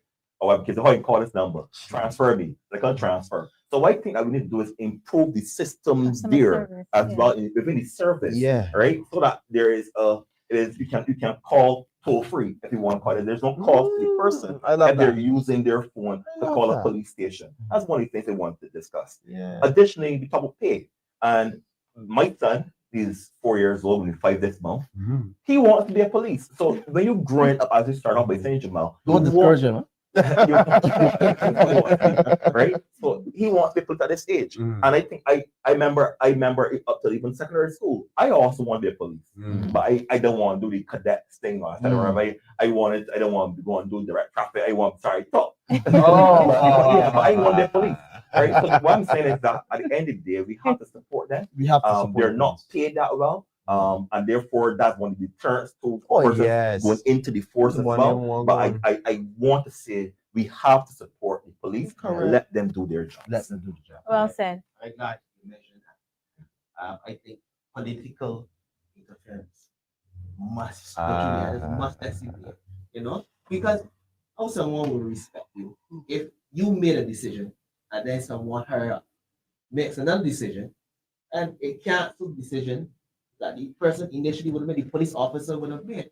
The police deserve every raise of pay, every bonus there is in this universe, not just in Barbados, in this universe. Correct. Because every single day, any nanosecond, their lives can be taken.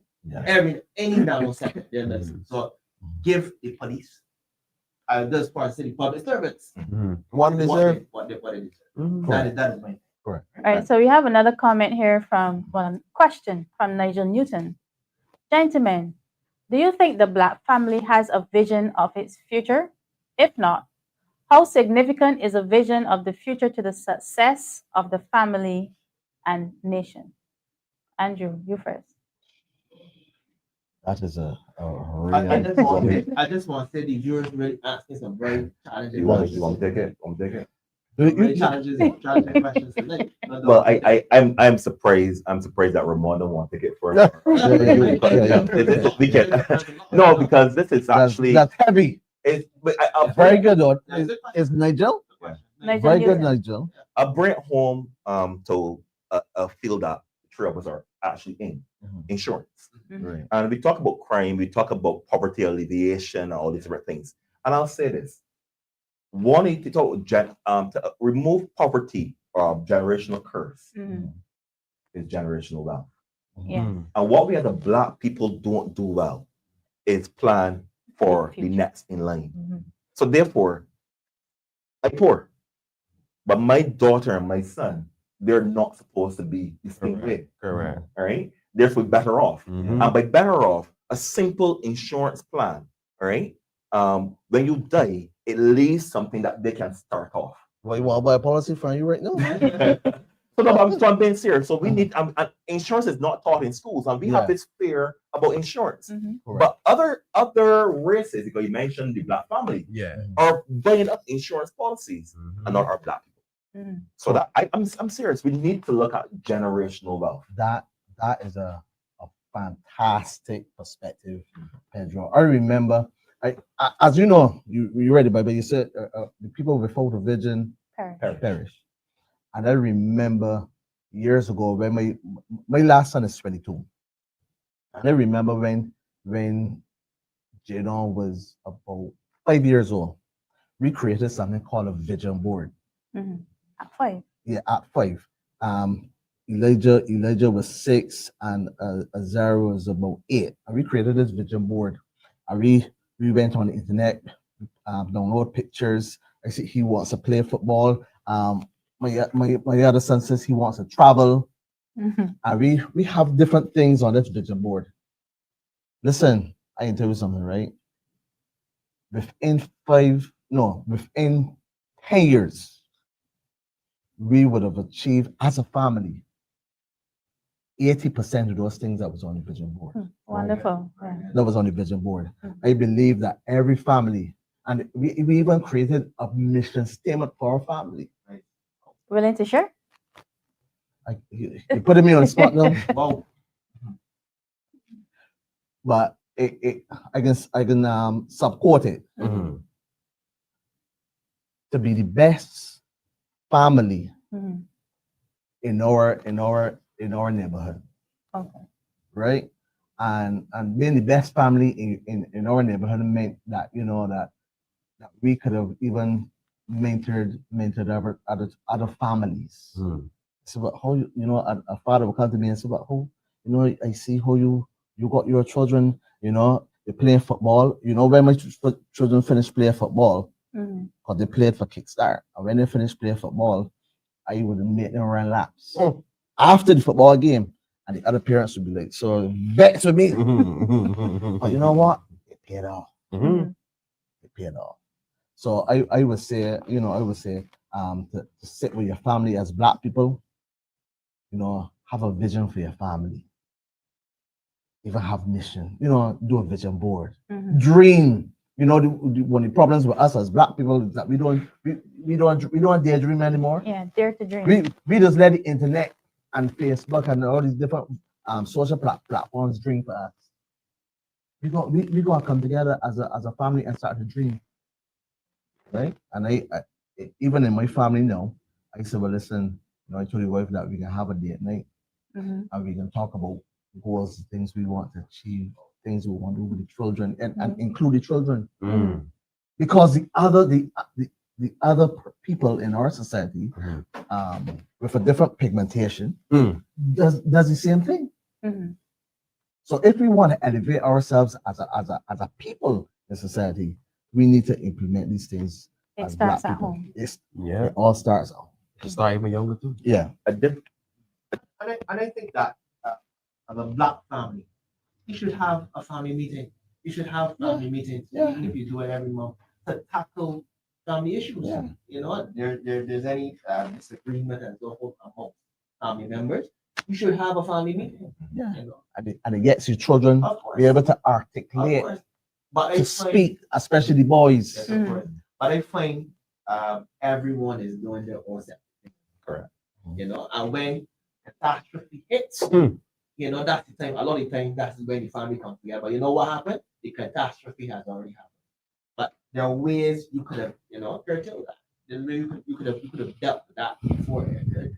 Having a conversation amongst family members. You go to work and you have monthly meetings and so forth. They're not your family, you know. You spend a little more time with them sometimes, but they are not your family. So I think that we should have family meetings as Black family. One of the things, the other thing to the question in terms of success of family and a nation, one of the things that we probably have to do a study on it, the number of Black businesses that have closed down. Some businesses that have closed down in Barbados. What I find is that the younger generation don't continue, whether it be a bright shop, whether it be a mechanic shop, whatever the case be, they don't continue the family business. Correct. They figure, man, that ain't for me. But and so the legacy that was there for years is passing off. Mhm. So we need to maintain family businesses as well. You know what you call that, Pedro? Rightfully said. We call that business succession planning. Even in our business, Ramon, there aren't any. I don't know any third generation black businesses in Barbados. I don't know of any third generation of black businesses. Right? They're Right. not, they're Right. not. But you can see there's some businesses that gives examples that did not have adequate business succession planning in place, or let me say funded business succession planning in place. You had like alcohol, you had Annie Wilson, right? Right. You had bankers. So there you go. Mm. Well said. Right, so we come to the end of segment 3, and we now move on to the last segment, solutions, restoring hope. Mhm. So to Andrew, Right. what financial literacy or job creation initiatives could redirect young people from crime? Again, well, I truly believe, and I know I can sound like a broken record, right? That if we could come together as a collective, just like we did the Commission on Crime report, and we could come together as a collective and form some programs that will be able to capture the imagination of our young men and women, minds. right? Giving them the opportunities to explore their gifts and talents.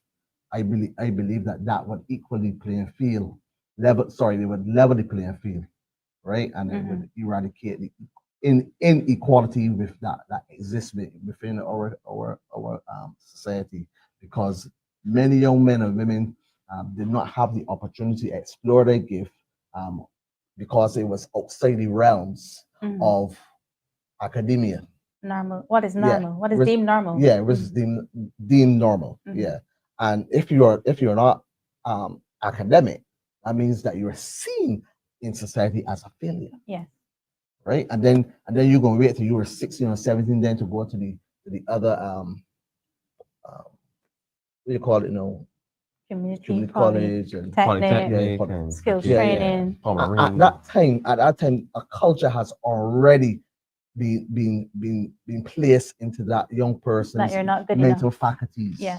Right, and they're not going to operate at the optimum level that they could if we were to capture their skill and talent at a very young age. They're going to do something else different, something else that on the program of that particular institution, and not what is their gifting. So my question to all of you, what was the first time that you heard about something called entrepreneurship? For me, I first learned about entrepreneurship in secondary school. They had something called the $20 challenge.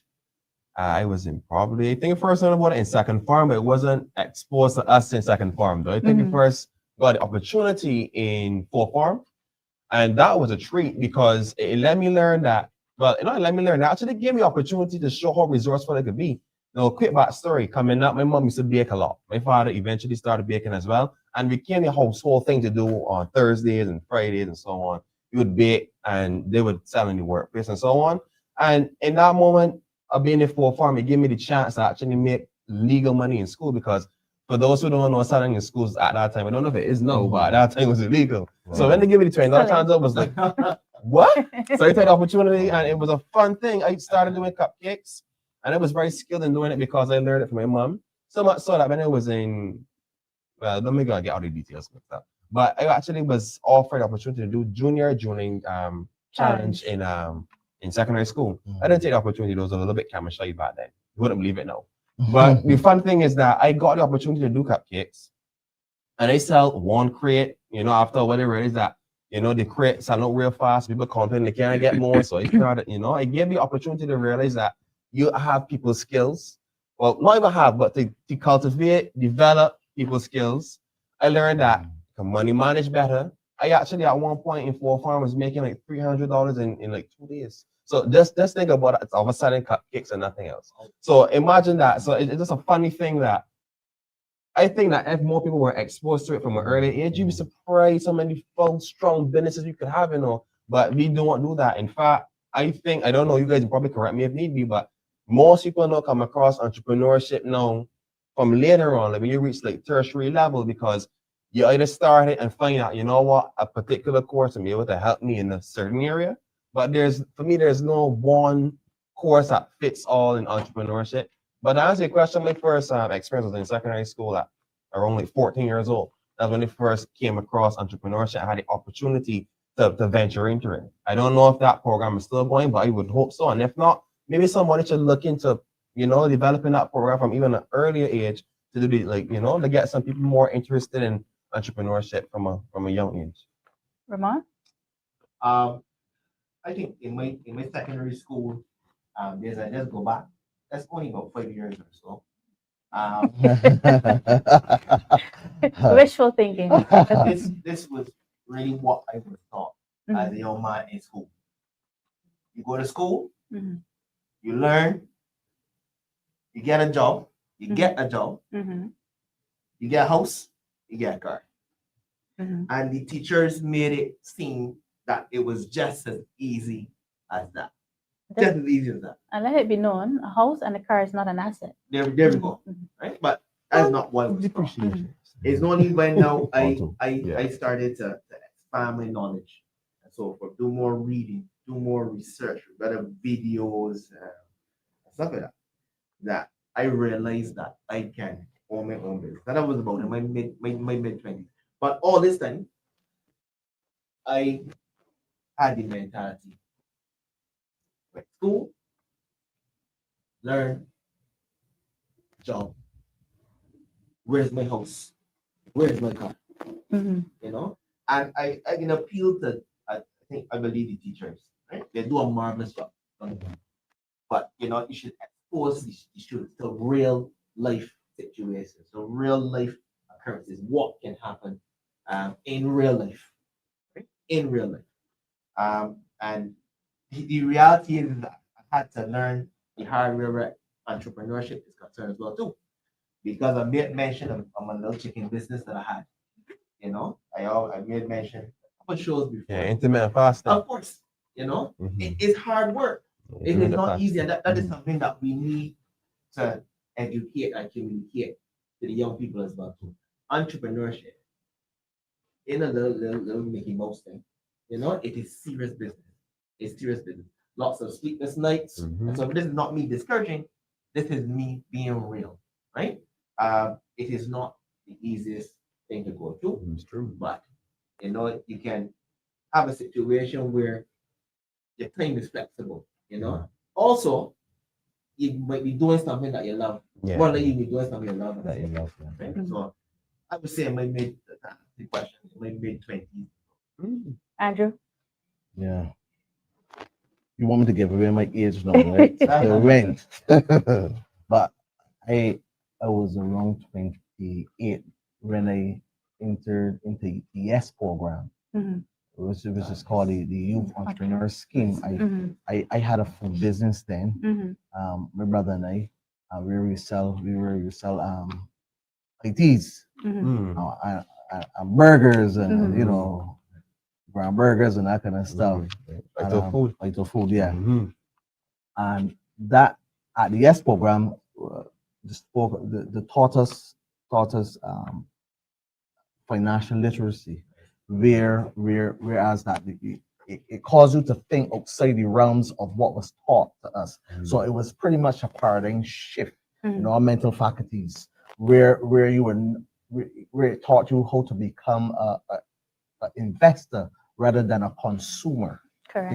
Because how the system and the educational system is structured, it teaches us how to be consumers, how to spend our money in things that will not yield or to become an asset. Yeah. And only things that are liabilities. Yeah. And so we have to shift our mental faculties and have a paradigm shift where our educational system is concerned. That let me say this. I believe that financial literacy should be a part of our educational system. School curriculum. Yeah, Mhm. it should be. If we truly want to liberate our people, Mhm. if we truly want to refrain from giving them handouts, Mhm. we have to give them a hand up, not handout, Well said. right? We have to empower people. If we're not empowering our people, Mhm. right, we are not doing anything. In addition to that, you know, the government does things that looks really bad. And I have no scruples of coming and say, listen, I had a good time at Carrie Fest. It looked very good. Mhm. But let me say this, right? It's like putting a plaster on a cancer sore because some people in the country are still suffering. Correct. Correct. A lot of people in the country And we still still don't know suffering. how much money was spent on I know a Caribbean. lot of money Yeah. was spent, but we want to look good to the outside world. Mhm. But what about the people? The horn drum beats first. Correct. Horn drum beats first. Let's look after our people first. Let's empower our people. Mhm. And if you empower your people, right, you're gonna have a very productive society. And if you have a productive society, you can finish with IMF. Correct. Totally agree.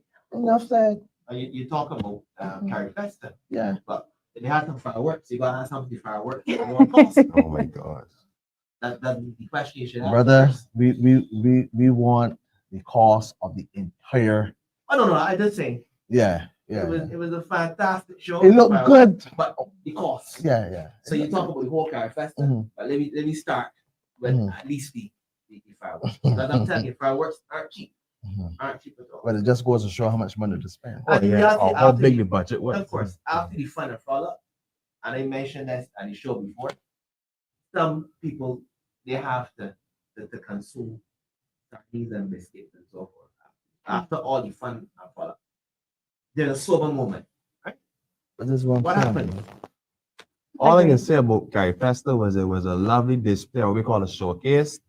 But then all said and done, as Ramon was saying, we back to reality again now. We showed the world that, oh, this is what we could do if we tried. But there's so many homes that people still not have employment. And some people did get a chance at employment, but that was very short-lived. How long was Carrie Festa? You know, just food for thought.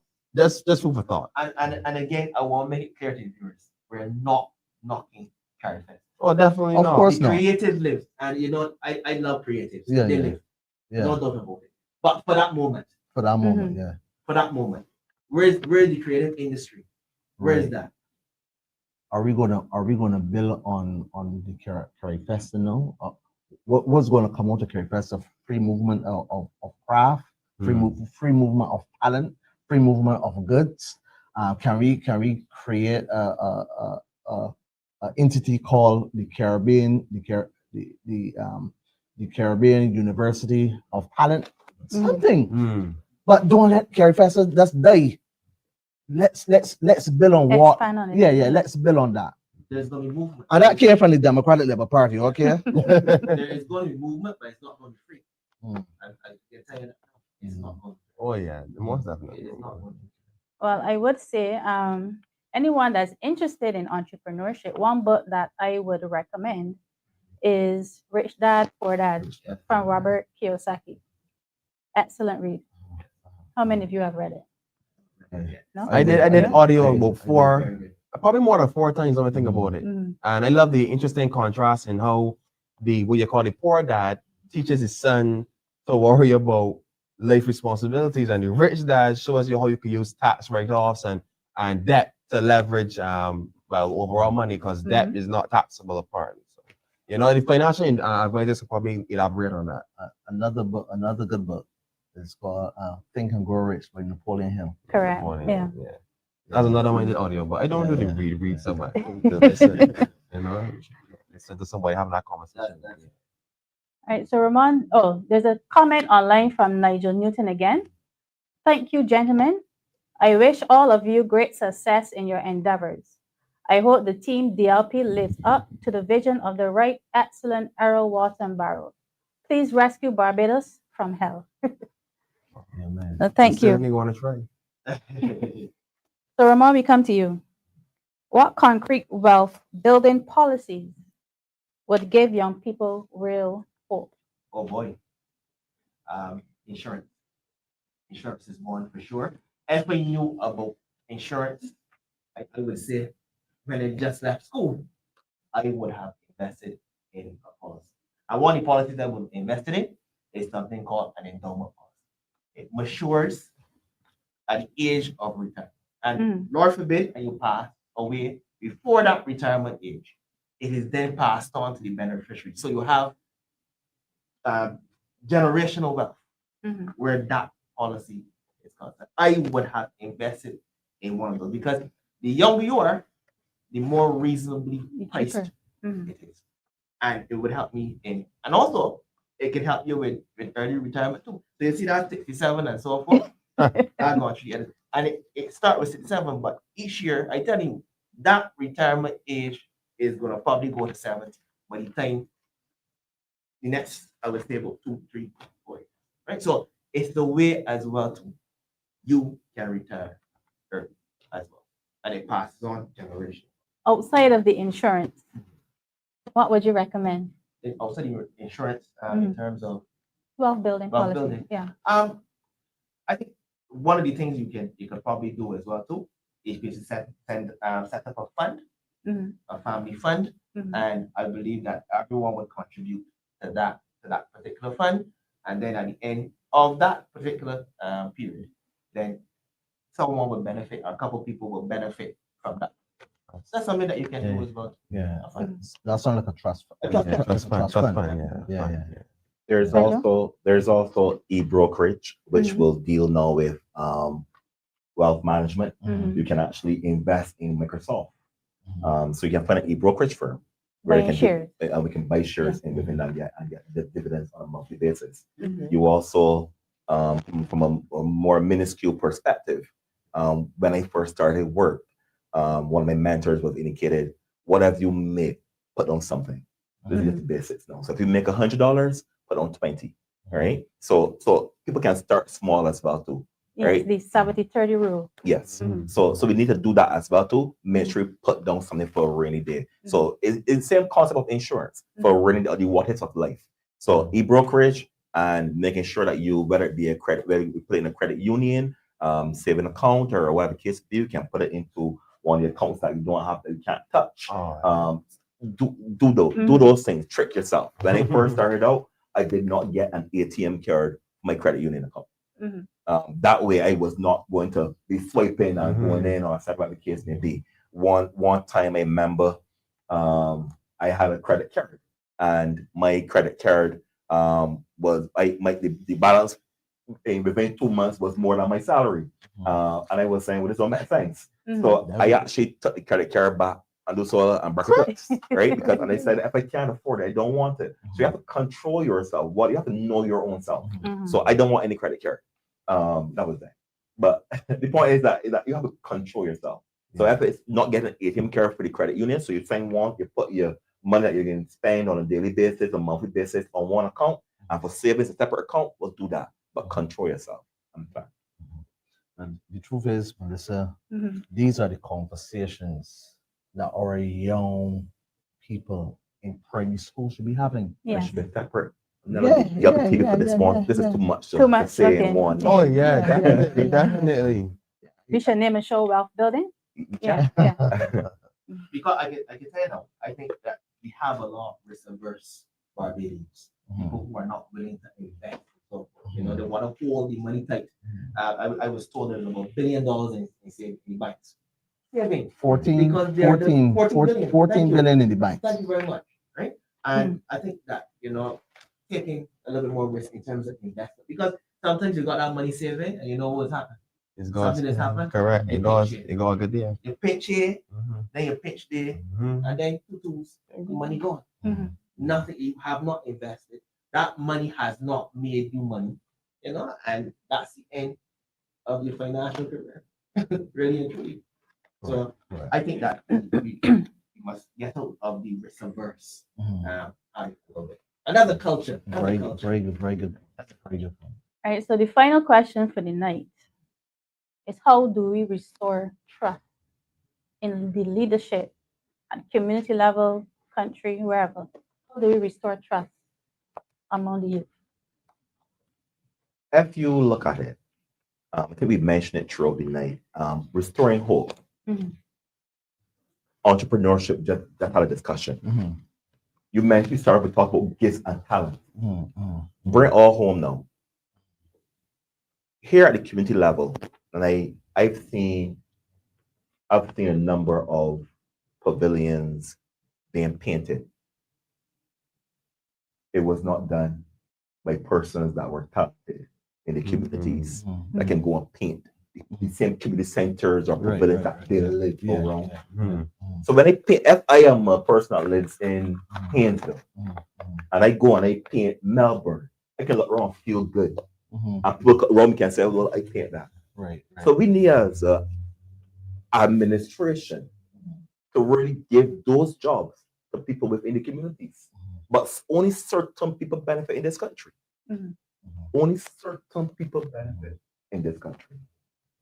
So restoring hope means bringing back community jobs, cutting grass around the same place. Should be at community level. Kiosks should be put in certain areas that persons that can be like a barber or what the case may be can go and cut here in their communities. They just need the opportunity. That is how we restore hope.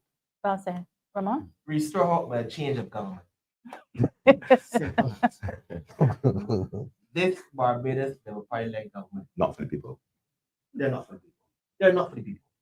And the Democratic Labour Party It's proven. philosophy. Of Proven. course, Proven. of course. That is why I have chosen this party. It is about the people, not about GDP and so forth. Other international countries looking on and saying, no, oh, their GDP is nice. When the Barbadian people, the normal fella, the have not type of fella, suffering in this country. So we need a change of government. One who cares about the people, and they are about longevity, not about loyalty. People being loyal to them. Give them a little handout, and you gotta be loyal to them. There needs to be a change of government, and that's how we can correct it. And that's how we can shift the paradigm. That is how. Jamal? Well, for me, it's a funny thing. I believe we need to start looking at things from a grassroots level. And if we are to be an administration, we need to sit down and take into consideration everything that our people, our citizens have to go through.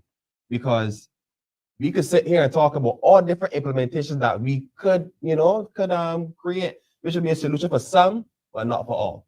So I think we need to get out there as DLP, get into the homes, get into the communities, start to dissect what's going on, make a thorough analysis. Let's conduct needs assessments. Let's get people to really see that we care about them and not just come up on the show and talk pretty. Right? People need to know and feel that we actually care. That's why I want to take this time to big up the Honorable Ralph Thorne, who crossed the floor to come across and give us an opportunity at a strong chance at government. So what I'm saying is we need to get to the root, the root cause. Let me prevent this cavity.